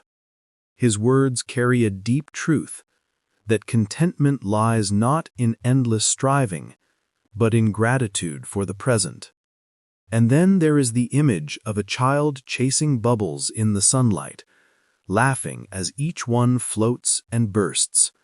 That laughter, so pure and unself-conscious, is a glimpse of happiness in its most natural state. Happiness is not about denying sorrow or avoiding hardship. Life will always bring challenges. Yet happiness teaches us to notice the moments of light, to open ourselves to gratitude even in difficulty. It invites us to live with a sense of enough love, enough beauty, enough meaning in what is already here. And so, we seek happiness not just because it feels good, but because it connects us to life itself. It steadies us, it enriches our days, and it reminds us that joy is possible even in ordinary moments. In seeking happiness, we are really seeking wholeness, a life that feels lived with love, purpose, and compassion. Question 41. Why do we value truthfulness in relationships? Across cultures and centuries, people have paused to wonder why truthfulness matters so deeply in our relationships. Confucius, for instance, placed sincerity at the heart of human bonds, reminding us that trust cannot thrive where pretense reigns. Centuries later, Immanuel Kant spoke of honesty not as a preference, but as a moral duty that anchors human dignity. And in modern times, Mahatma Gandhi wove his entire philosophy of satyagraha, the force of truth, around the idea that honesty is the foundation upon which trust and freedom are built. At the heart of these reflections lies a simple but powerful truth. Honesty nurtures trust. Without it, relationships falter, losing their stability. With it, even connections that seem fragile can grow strong and resilient. Yet, truthfulness is not about bluntness or cruelty. It is a kind of gentle honesty, a way of speaking and living that creates openness and safety. To tell the truth with kindness is to offer someone a place where they can rest in authenticity, free of fear. This matters because at our core, we all long to be known, to be seen as we truly are, and to be trusted in return. Truthfulness makes such closeness possible. It is the invisible thread that weaves relationships together, turning ordinary connections into bonds that can endure the tests of time. Think for a moment of a child who confessed to breaking a toy. The easy choice would have been to lie, but the child's instinct for truth brought something unexpected. The parent responded not with anger, but with a hug, grateful for the honesty, more than upset about the toy. In that moment, truthfulness didn't fracture the bond, it deepened it. Or imagine two friends who dared to share difficult truths with one another. The words might have been uncomfortable, but by speaking openly, they grew closer than ever before. These small human stories remind us that honesty can be the bridge that takes us from distance to intimacy. Living this way is not always easy. Sometimes honesty feels risky, and we fear it may cost us acceptance. But each time we choose truth with gentleness, we create space for trust to grow. You might reflect on what truthfulness feels like in your own life. Perhaps write in a journal, "Truthfulness feels like," and see what images or memories come to mind. You might recall a time when honesty brought you closer to someone, or notice how speaking openly tomorrow, even in a small conversation, could bring warmth to a relationship. And if you remember moments when you fell short, when fear or shame made honesty hard, let that not be a burden. Truthfulness also means forgiving yourself for past dishonesty and choosing to begin again. Relationships, like people, are resilient when nurtured by sincerity. The invitation, then, is simple yet profound. Let truth's calm presence steady your relationships. Let it be a quiet companion that helps you walk more openly with those you love, one gentle step at a time. Question 42. Why do we search for meaning in suffering? Across time and across cultures, people have wrestled with the same question. Why do we search for meaning in suffering? Viktor Frankl, who endured the horrors of concentration camps, discovered that even in the most unbearable conditions, meaning could be found, and that meaning itself gave people the strength to survive. Long before him, the Buddha taught that suffering, though inevitable, can awaken compassion within us and draw us closer to others. And the poet Rumi offered a gentler image, reminding us that our wounds may be painful, but they are also the places where light enters. Suffering is never easy.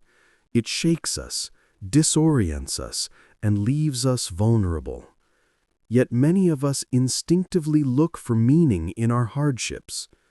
This search doesn't erase the pain, nor does it excuse the wrongs that caused it. What it does, however, is transform despair into something softer, into growth, resilience, or compassion. Meaning acts like a lens, allowing us to see that even hardship can carry seeds of renewal. This matters because suffering is universal. None of us move through life untouched by loss, disappointment, or illness. What makes the difference is whether we collapse beneath the weight of it or whether we find within it a thread of meaning that helps us endure. To recognize that pain can open doors rather than only close them gives us a kind of hope that doesn't deny sorrow but walks alongside it. The stories of ordinary people make this clear. A widow, after losing her partner, might have allowed herself to be swallowed by grief. Instead, she chose to volunteer, saying that helping others gave her pain a purpose. Her loss didn't vanish, but it began to flow outward into service, bringing light to others.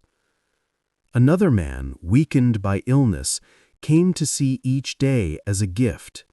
Where once he hurried through his hours, he now savored the taste of his morning tea, the warmth of the sun on his skin, and the sound of laughter in the distance. His suffering taught him to cherish what had always been there, waiting quietly for his attention. We can take gentle invitations from these lives. You might reflect in your own journal, "From suffering I learned," and notice what comes to mind. Perhaps recall a time when hardship deepened your empathy, allowing you to understand another's pain in ways you never had before. Tomorrow, consider offering a small act of kindness to someone who is hurting. A kind word, a patient ear, a simple gesture of care. These acts remind us that suffering, when met with compassion, can weave people together rather than tear them apart.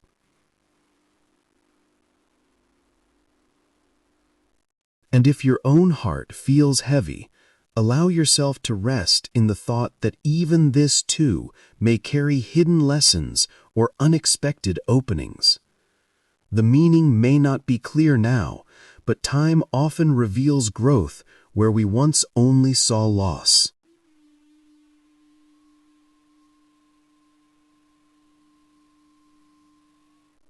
Suffering is never something we would choose, but when it comes, meaning has the power to soften its edges.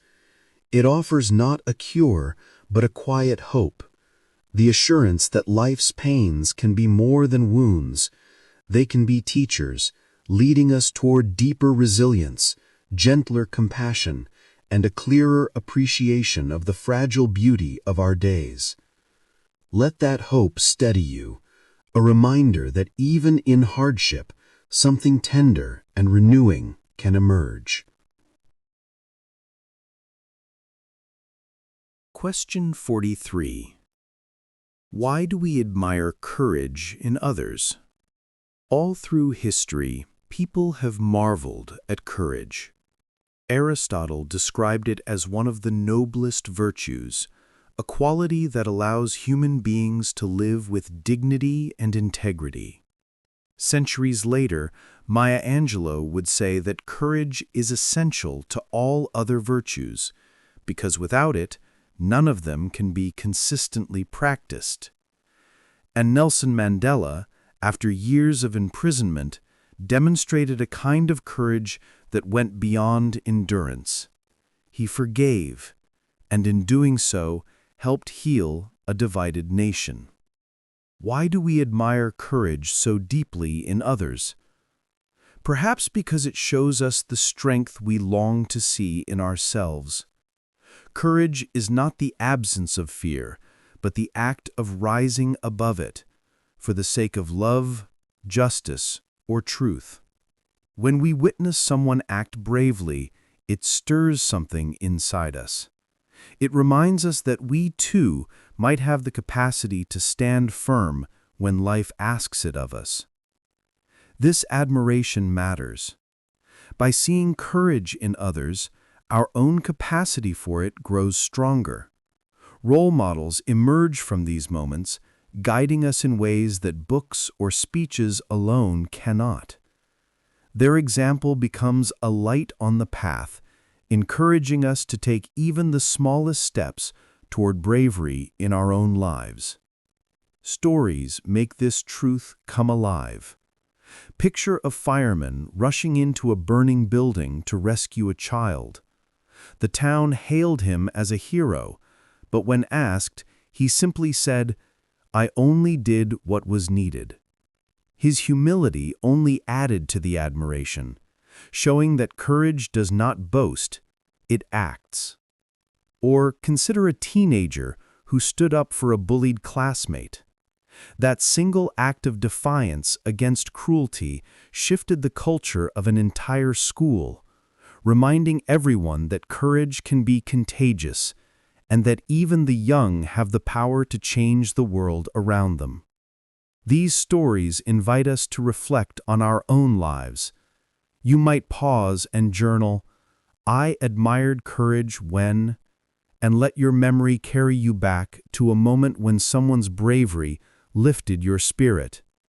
Perhaps it was a friend who spoke the truth when no one else dared, or a stranger who stepped forward in a moment of crisis. Remembering these instances can strengthen your belief that courage is not out of reach. It is present all around us, quietly shaping lives. And once you've reflected, consider carrying that admiration into action. Tomorrow, you might take one small step toward your own kind of courage. It could be as simple as speaking with honesty, even when it feels uncomfortable, or as meaningful as standing beside someone who feels alone. Each act of courage, no matter how small, adds to the larger story of human resilience. When we let admiration become inspiration, we begin to see courage not as something reserved for heroes, but as something woven into ordinary lives. It may not always look grand. Often it is quiet, steady, and unnoticed.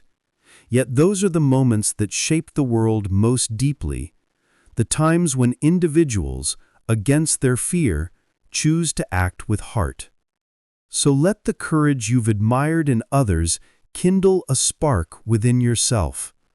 Let it remind you that bravery is possible, that fear can be faced, and that every act of courage, however modest, brings a touch of nobility into the world. In honoring the courage of others, we learn to nurture it within, carrying it forward into the choices that await us. Question 44. Why do we search for belonging? All of us, in one way or another, search for belonging. It is a need so deeply human that Abraham Maslow placed it among the most essential in his hierarchy, right alongside safety and food. To belong is to feel at home, not just in a physical place, but in the company of others, in a relationship. or even within the rhythm of a community. It is that reassuring whisper, I am accepted, I am not alone. Modern voices, like Brené Brown, remind us that belonging is not about fitting in, but about being truly seen. She speaks of how vulnerability, our willingness to show up as we really are, creates the soil where genuine belonging grows.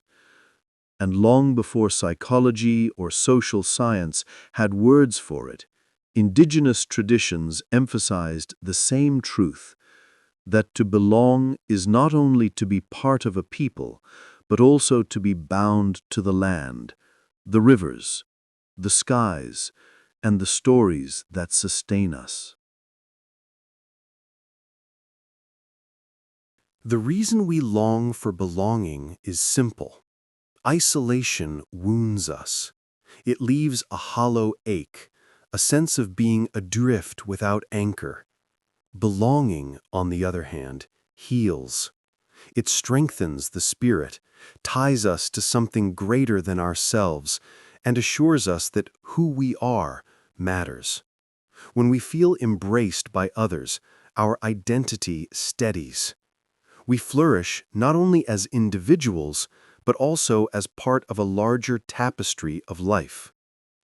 The beauty of belonging often shows itself in quiet, tender moments. Imagine a choir welcoming a new singer. Nervous at first, she opened her mouth to join the harmony, and instead of judgment, she was met with warmth. Afterward, she whispered, "I finally belong." In that instant, music became more than sound. It became connection. Or picture a refugee, weary from displacement, being embraced by new neighbors. Their kindness dissolved her guardedness, and tears of relief spilled over. A door had opened, not just to a home, but to belonging itself. These moments remind us that belonging is both a gift we receive and one we can give. You might pause and recall a moment when you felt truly at home among others. Let yourself remember what it felt like in your body, the ease in your breath, the quiet joy of being included. You could also journal gently. Belonging means, and let your heart finish the sentence. The answer may surprise you with its simplicity. And tomorrow, perhaps you might extend that same gift outward. Notice someone standing on the edges, someone overlooked, and invite them in. Even the smallest gesture, a smile, a shared seat, a kind word, can open the door for another person to feel what we all long for, the sense that they are seen, valued, and included. What makes belonging remarkable is that it does not have to be tied to a single place or group. It can be nurtured anywhere, in friendships, in families, in neighborhoods, even in the quiet connection between strangers who recognize each other's humanity. It is not about perfection, but about presence. Being welcomed as you are, and offering the same welcome to others. Belonging, then, is not just a need, but a way of being. It anchors us, holds us steady, and reminds us that while life can be solitary at times, it is also profoundly communal. We do not thrive in isolation. We flourish together. And when we carry that truth, we not only find belonging, we create it, wherever we go, with whomever we meet. So let the thought settle gently. You are part of something larger, and belonging is always possible. It can be found, it can be offered, and it can be cherished wherever life places you. 45. Why do we search for beauty in daily life? All throughout history, poets, artists, and thinkers have asked, why beauty matters so much in our daily lives. John Keats once wrote that beauty brings eternal joy, suggesting that a glimpse of it lingers within us long after the moment has passed. Leo Tolstoy, too, believed that beauty was not a luxury, but something essential for the soul, a nourishment as vital as food or water. And the photographer Ansel Adams spent his life capturing beauty in the ordinary landscapes around him, showing us that wonder is often closer than we think. Perhaps we are drawn to beauty because it lifts the spirit. It arrives in the most familiar places, flowers blooming on the side of the road, the warmth of a smile from a stranger, or the first rays of morning light spilling through a window. These small moments whisper to us that life is precious. By seeking beauty each day, we transform the ordinary into something extraordinary, not because life has changed, but because our way of seeing has. This matters deeply because routine has a way of dulling us. We rush through tasks, carry worries, and forget to notice the world unfolding around us. Beauty interrupts that hurried rhythm. It awakens gratitude. It nudges us to pause, breathe, and remember that alongside responsibility and struggle, life is filled with details that can inspire hope and wonder. The simplest of stories often illustrate this truth. A commuter, weary and distracted on the morning train, once looked up and caught sight of the sunrise. Golden light spilled across the horizon, painting the sky with color. That fleeting moment softened the edges of his day, and he carried the glow of it in his smile until nightfall. Or imagine a child walking along a beach who bent down to pick up a seashell. The seashell, delicate and patterned by the sea, became her treasure. She kept it for years, not because it was rare, but because it carried the memory of discovery and wonder. Beauty, in both of these moments, became a quiet companion that lingered long after the encounter itself. There are gentle ways we can invite more beauty into our own lives. You might try pausing each evening to journal, beginning with the words, "Beauty I noticed today." The answers don't need to be grand. Perhaps it's the way sunlight played on a wall, or the sound of laughter drifting from another room. These reflections can shift the way we experience our days. You might also take a simple photograph of something that catches your eye, not for social media, but as a personal reminder that beauty often lives in the overlooked. Tomorrow, when the day feels ordinary, let yourself pause just once to notice a small detail, a leaf swaying in the wind, the rhythm of footsteps on a street, or the colors of fruit in a market stall. Even surrounding your space with small reminders of beauty, like a flower in a glass or a beloved photograph, can anchor you to gratitude. When we allow beauty into our awareness, it doesn't erase hardship, but it does soften it. It turns the fabric of daily life into something richer, stitched with moments of joy that might otherwise pass unnoticed. Beauty has a way of reminding us that the world, for all its difficulties, still holds endless invitations to wonder. And so, as you reflect on your own day, let the memory of beauty, however small, shine softly within you. Let it remind you that life is not just about moving forward, but about pausing to notice the gifts already here, waiting quietly to be seen. Question 46. Why do we long for home? Across cultures and centuries, people have wondered why the idea of home tugs so deeply at our hearts. Homer told the story of Odysseus, whose long and perilous journey was not only about battles and wanderings, but about his longing to return home. Much later, the philosopher Gaston Bachelard reflected on houses as more than structures. He saw them as vessels of memory, where every corner and shadow holds pieces of who we are. And Maya Angelou captured it simply. Home is where belonging and love reside. Home, then, is never just a building. It is the feeling of safety, the warmth of being welcomed, the reassurance that we belong somewhere. We long for it because it steadies us, giving us roots when the world feels uncertain.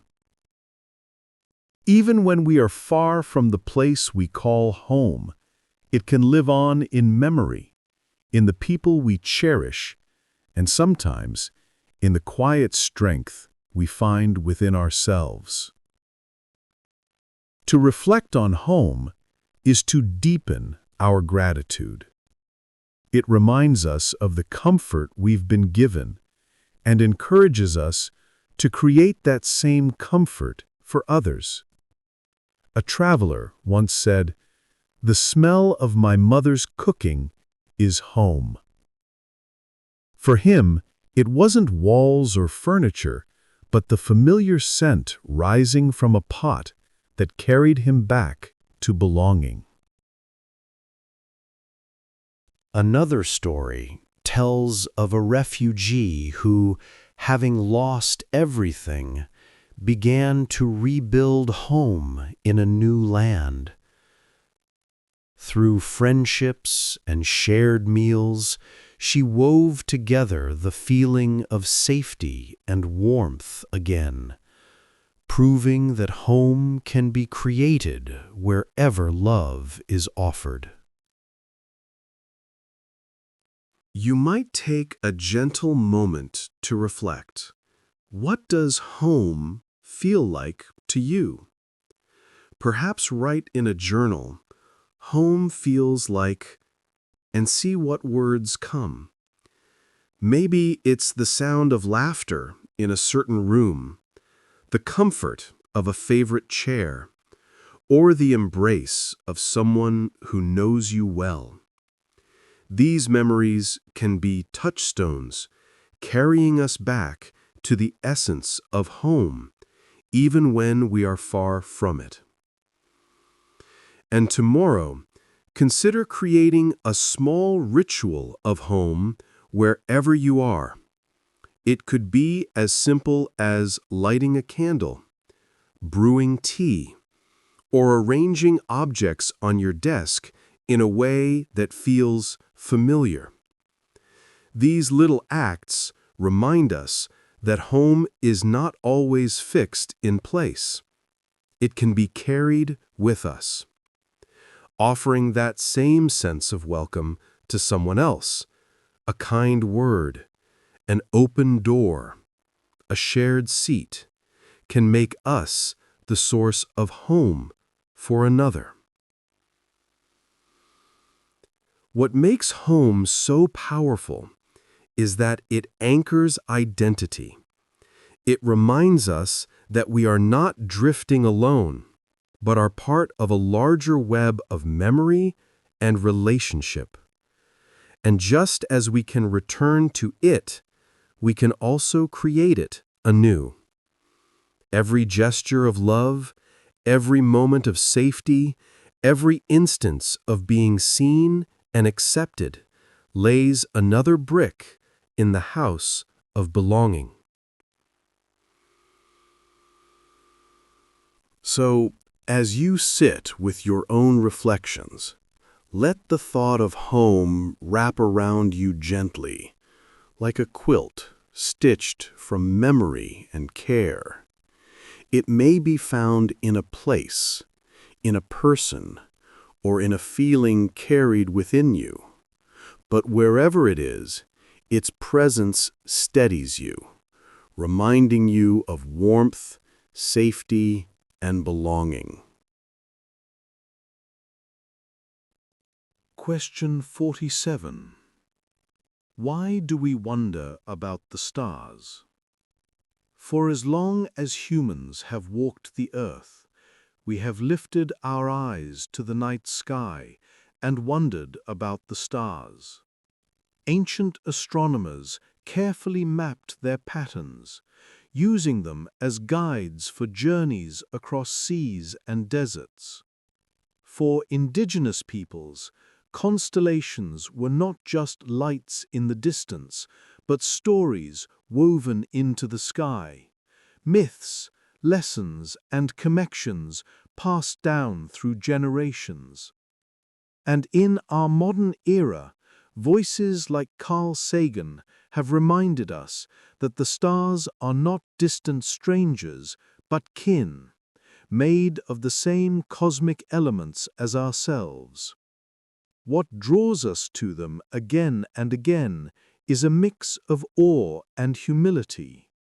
To gaze at the stars is to remember how small we are, and yet how profoundly connected. Each shimmering point of light speaks to our belonging in a universe vast beyond comprehension. In their brilliance, we sense both mystery and meaning, a bridge between science and spirituality, reason and wonder. There is something healing in lifting our gaze upward. The stars remind us of infinity, of time stretching far before and far beyond our own lives. They draw us out of our daily worries and into a larger story. The small stresses of the day seem softer when set against the canvas of the cosmos.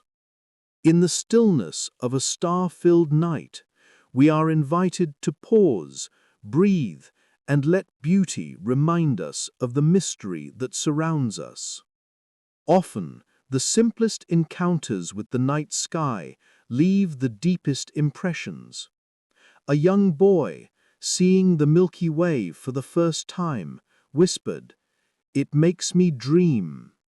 His words capture what so many of us feel when the stars reveal themselves in their full glory. Or consider the perspective of an astronaut floating far above Earth who once said, "From space, borders disappear, only the stars remain." In that view, the divisions we create seem fragile, while the unity of the universe shines more clearly than ever. You might take a moment to recall a night when the stars amazed you. Perhaps it was a camping trip, a walk in the countryside, or even a rare, clear evening in the city when the sky seemed wider and brighter than usual. Hold that memory gently. Notice how it made you feel. Was it peace, wonder, curiosity? Let those feelings wash over you again. If you wish, write down the words, "The stars make me feel," and see what flows from your heart. Each response is its own reflection of your place in the cosmos. And tomorrow, perhaps pause for even a single moment to step outside, look up, and notice the sky. You don't need to name constellations or trace paths across the heavens. Simply noticing is enough. There is a quiet practice, too, in imagining your worries set against the backdrop of the stars. They may feel heavy in your hands, but compared to the span of the universe, they grow smaller, lighter, less absolute. This isn't to dismiss them, but to place them in perspective, reminding you that life contains both the intimacy of daily struggles and the vastness of cosmic wonder. The stars are not only beautiful, they are reminders. They remind us that we are part of something immense, something that unites science and spirit, knowledge and imagination. They remind us that mystery is not to be solved entirely, but cherished. So, let the thought of the stars rest with you, expansive and peaceful. Let them guide your imagination into places vast and timeless, where beauty whispers of both the infinite and the intimate, and where wonder itself becomes a gentle companion. Question 48. Why do we long for wisdom from elders? Across cultures and across time, people have turned to elders, seeking wisdom born not from books alone, but from lives fully lived. Confucius once spoke of the honor due to those who came before us, recognizing that experience ripens into guidance. Many indigenous traditions hold their elders as keepers of wisdom, carrying the memory of the people and the stories that bind generations together. And Simone de Beauvoir, reflecting on aging, reminded us that it carries its own unique gifts, perspective, clarity, and the distillation of lessons learned through years of living. Elders carry something precious, the memory of what has been, the lessons of both success and failure, and the perspective to see patterns that stretch beyond the moment. Their wisdom gathers countless days into simple truths, truths that help us navigate our own paths with more steadiness. We long for this wisdom because it connects us to something greater than ourselves, continuity, tradition, and the reassurance that we are not walking alone, but alongside those who have walked before. Listening to elders also grounds us. It slows us down in a world that often hurries past reflection. It reminds us that respect is not only about courtesy, but about recognizing the sacredness of life's journey.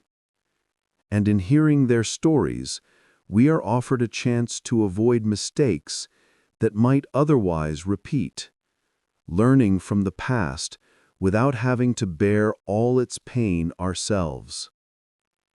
The power of their words often comes through stories. A grandmother, for instance, told her children and grandchildren stories again and again, tales of hardship, resilience, and love. Over time, those stories became the compass for her family, shaping decisions and values long after she was gone. Or consider the advice of an old farmer, leaning on his shovel after decades of tending fields. When a young man asked how to hurry a harvest, the farmer smiled gently and said, "The crop grows in its own time." In that simple phrase lay the wisdom of patience, of trust in the natural rhythms of life. We can let these examples invite us into gentle practices of our own. You might pause to recall one elder who shaped you, perhaps a teacher, a grandparent, or even an older neighbor. What words did they leave you with? You might journal with the phrase, "An elder taught me," and see which memories surface. Tomorrow, you could take a step to seek or honor wisdom from someone older, if only by listening with full attention or offering gratitude for their presence. And as you do, reflect also on the wisdom you may one day pass on, for each of us carries lessons that will outlive our years. In a world enamored with the new, turning to elders is an act of balance. It is a way of honoring not just progress, but continuity, not just novelty, but tradition. Their presence ties us to the past while guiding us toward the future, offering insights that remind us of what truly endures. So let the wisdom of elders rest gently with you, like a blessing passed down through time. In their words and in their lives, we are reminded that the journey of humanity is not one we walk alone. Each generation carries the light forward, and by honoring the wisdom of those before us, we ensure that the flame continues to guide us all.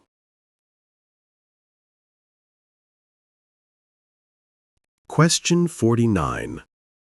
Why do we wonder about life after death? For as long as human beings have gathered around fires or gazed at the stars, we have wondered about what lies beyond this life. Plato spoke of the soul's immortality, suggesting that our essence continues even after the body fades. In Christian thought, the promise of heaven and resurrection has offered hope that love and connection extend into eternity. And within Hindu and Buddhist traditions, reflections on rebirth and karma remind us that life is part of an ongoing cycle, each existence linked to the next in a vast, unfolding rhythm. This wondering is born out of both love and mystery. We long to know whether the bonds we treasure will endure, whether the consciousness that feels so alive within us might continue beyond the final breath. Across cultures and centuries, the answers differ. Some speak of heaven, others of rebirth, others of merging with the divine, or of resting in a deep, peaceful stillness. Each perspective reflects humanity's attempt to touch the unknown, to soften the ache of impermanence with meaning. The importance of this question is not only about what comes after, but also about how we live now. To wonder about life after death can bring comfort in grief, reminding us that loss may not mean absolute separation. At the same time, it can inspire us to live more fully in the present, to honor each moment with reverence because it is fragile and fleeting. The mystery of what awaits makes the gift of this life shine even more brightly. Stories often bring this longing close to the heart. A child once asked, "Where is Grandpa now?" The mother paused and answered, "In your heart, always." In those simple words, she offered her child a truth that bridged loss with love. The idea that bonds continue even if in ways we cannot see. Another voice, that of a philosopher, admitted openly, "I don't know." Yet he added that the very act of wondering filled him with reverence for life itself. Not having answers did not diminish the mystery, it deepened it. You might take a moment yourself to reflect. Perhaps write in a journal the phrase, "Life after death might be," and allow your thoughts to unfold, without judgment or the need for certainty. Notice how your beliefs or questions shape the way you live day to day, how they affect the choices you make, the values you hold, or the way you cherish your relationships. Even without final answers, there is meaning in the act of wondering. And alongside this mystery, there is a gentle invitation to offer gratitude for the life you have now, for the breath you are taking, for the connections around you, for the beauty and challenges that shape your journey. Resting in gratitude doesn't solve the question of what comes after, but it roots you more deeply in what is here. The truth may remain hidden, yet that does not make the question less valuable. In fact, it may be the mystery itself that carries comfort, the reminder that life is vast, that love endures in ways we may not fully understand, and that our small human stories are part of something greater than we can grasp. So let the mystery rest with you, not as a puzzle to solve, but as a gentle companion. In the unknowing, there is space for wonder. In the wonder, there is reverence. And in reverence, there is comfort enough to carry us through each day. Question 50. What legacy will I leave behind? Across time, people have asked themselves a profound question. What legacy will I leave behind? Marcus Aurelius, the Roman emperor and Stoic philosopher, reminded us that our legacy is shaped not in grand gestures at the end of life, but in each action we take, every single day. Maya Angelou offered her own perspective, saying that people may forget what you said or did, but they will always remember how you made them feel. And Nelson Mandela showed through his life that legacy can be forged through justice, forgiveness, and an unwavering commitment to humanity. When we think of legacy, it is easy to imagine monuments, achievements, or fame. But in truth, legacy is quieter and more intimate. It lives in kindness, in influence, in the ripples of love we set in motion. Every smile shared, every lesson taught, every act of care plants seeds that continue to grow long after we are gone. Legacy is not a destination we arrive at in our final days. It is something we live, moment by moment.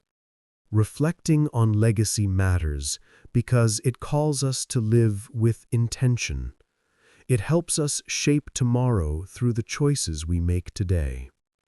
To ask, how do I want to be remembered, is not to dwell on endings, but to guide our beginnings, our middles, and every step along the way. Stories often reveal the quiet power of legacy. A teacher, for example, may never see the full fruits of her work, yet decades later, her influence is reflected in the kindness of her students.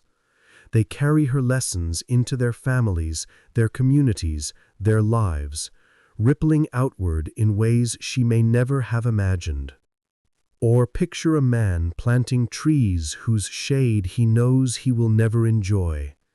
His legacy is not for himself, but for generations yet to come, who will one day rest beneath the branches he nurtured. You might take a gentle moment to reflect on your own legacy. Perhaps write the words, "My legacy may be," and allow your thoughts to flow. Notice what feels important to you, not what the world demands, but what your heart values.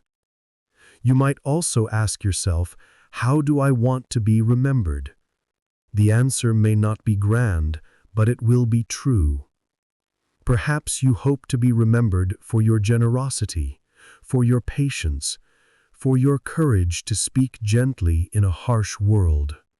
Tomorrow, consider doing one small act that embodies this vision. If kindness is your hoped-for legacy, let it show in a thoughtful gesture. If teaching or guiding is important to you, offer encouragement to someone who needs it. These small choices, repeated daily, are what shape the memories and stories others will carry forward. There is comfort in remembering that legacy grows in quiet ways. We do not need to change the world alone. Often it is the small, unseen acts that endure most deeply. The way you listened without judgment, the way you forgave when it was difficult, the way you brought joy into an ordinary moment. These become part of the invisible thread that ties your life to the lives of others, continuing long after your footsteps fade. So let the thought settle gently within you. Your legacy is already being written, not in distant monuments, but in the love you give today. Every gesture of care, every seed of kindness, every act of integrity builds something lasting. And in that truth, you can rest with ease, knowing that your legacy of love will continue to ripple quietly outward, touching lives in ways you may never fully see. Conclusion. And so as we reach the end of this journey through 50 questions, we find ourselves not at a finish line, but at a quiet crossroads, a place where the echoes of these reflections linger, inviting us to carry them forward. Each question, from the meaning we weave into our days to the legacy we leave in the hearts of others, is a thread in the tapestry of being human. They remind us that life is not just a series of moments to rush through, but a collection of invitations to pause, to feel, to wonder. These questions don't demand answers carved in stone. Instead, they ask us to live them, to let them shape our choices, our kindnesses, our courage. Whether it's the way a starlit sky stirs awe, the comfort of a home we carry within, or the hope that flickers even in our darkest hours, these reflections point us toward a truth, that meaning, beauty, and connection are always within reach, waiting to be noticed in the ordinary. As you step back into your day, let these thoughts rest lightly with you. Perhaps take a moment tonight to ask yourself, what question stirred me most today, and how might it guide me tomorrow? The answers may shift with time, but the act of asking, of staying open to life's gentle call, is a practice that keeps us alive, awake, and ever growing. Thank you for walking this path with me. May you carry these questions like lanterns, lighting your way through the beautiful, messy, wondrous story of your life.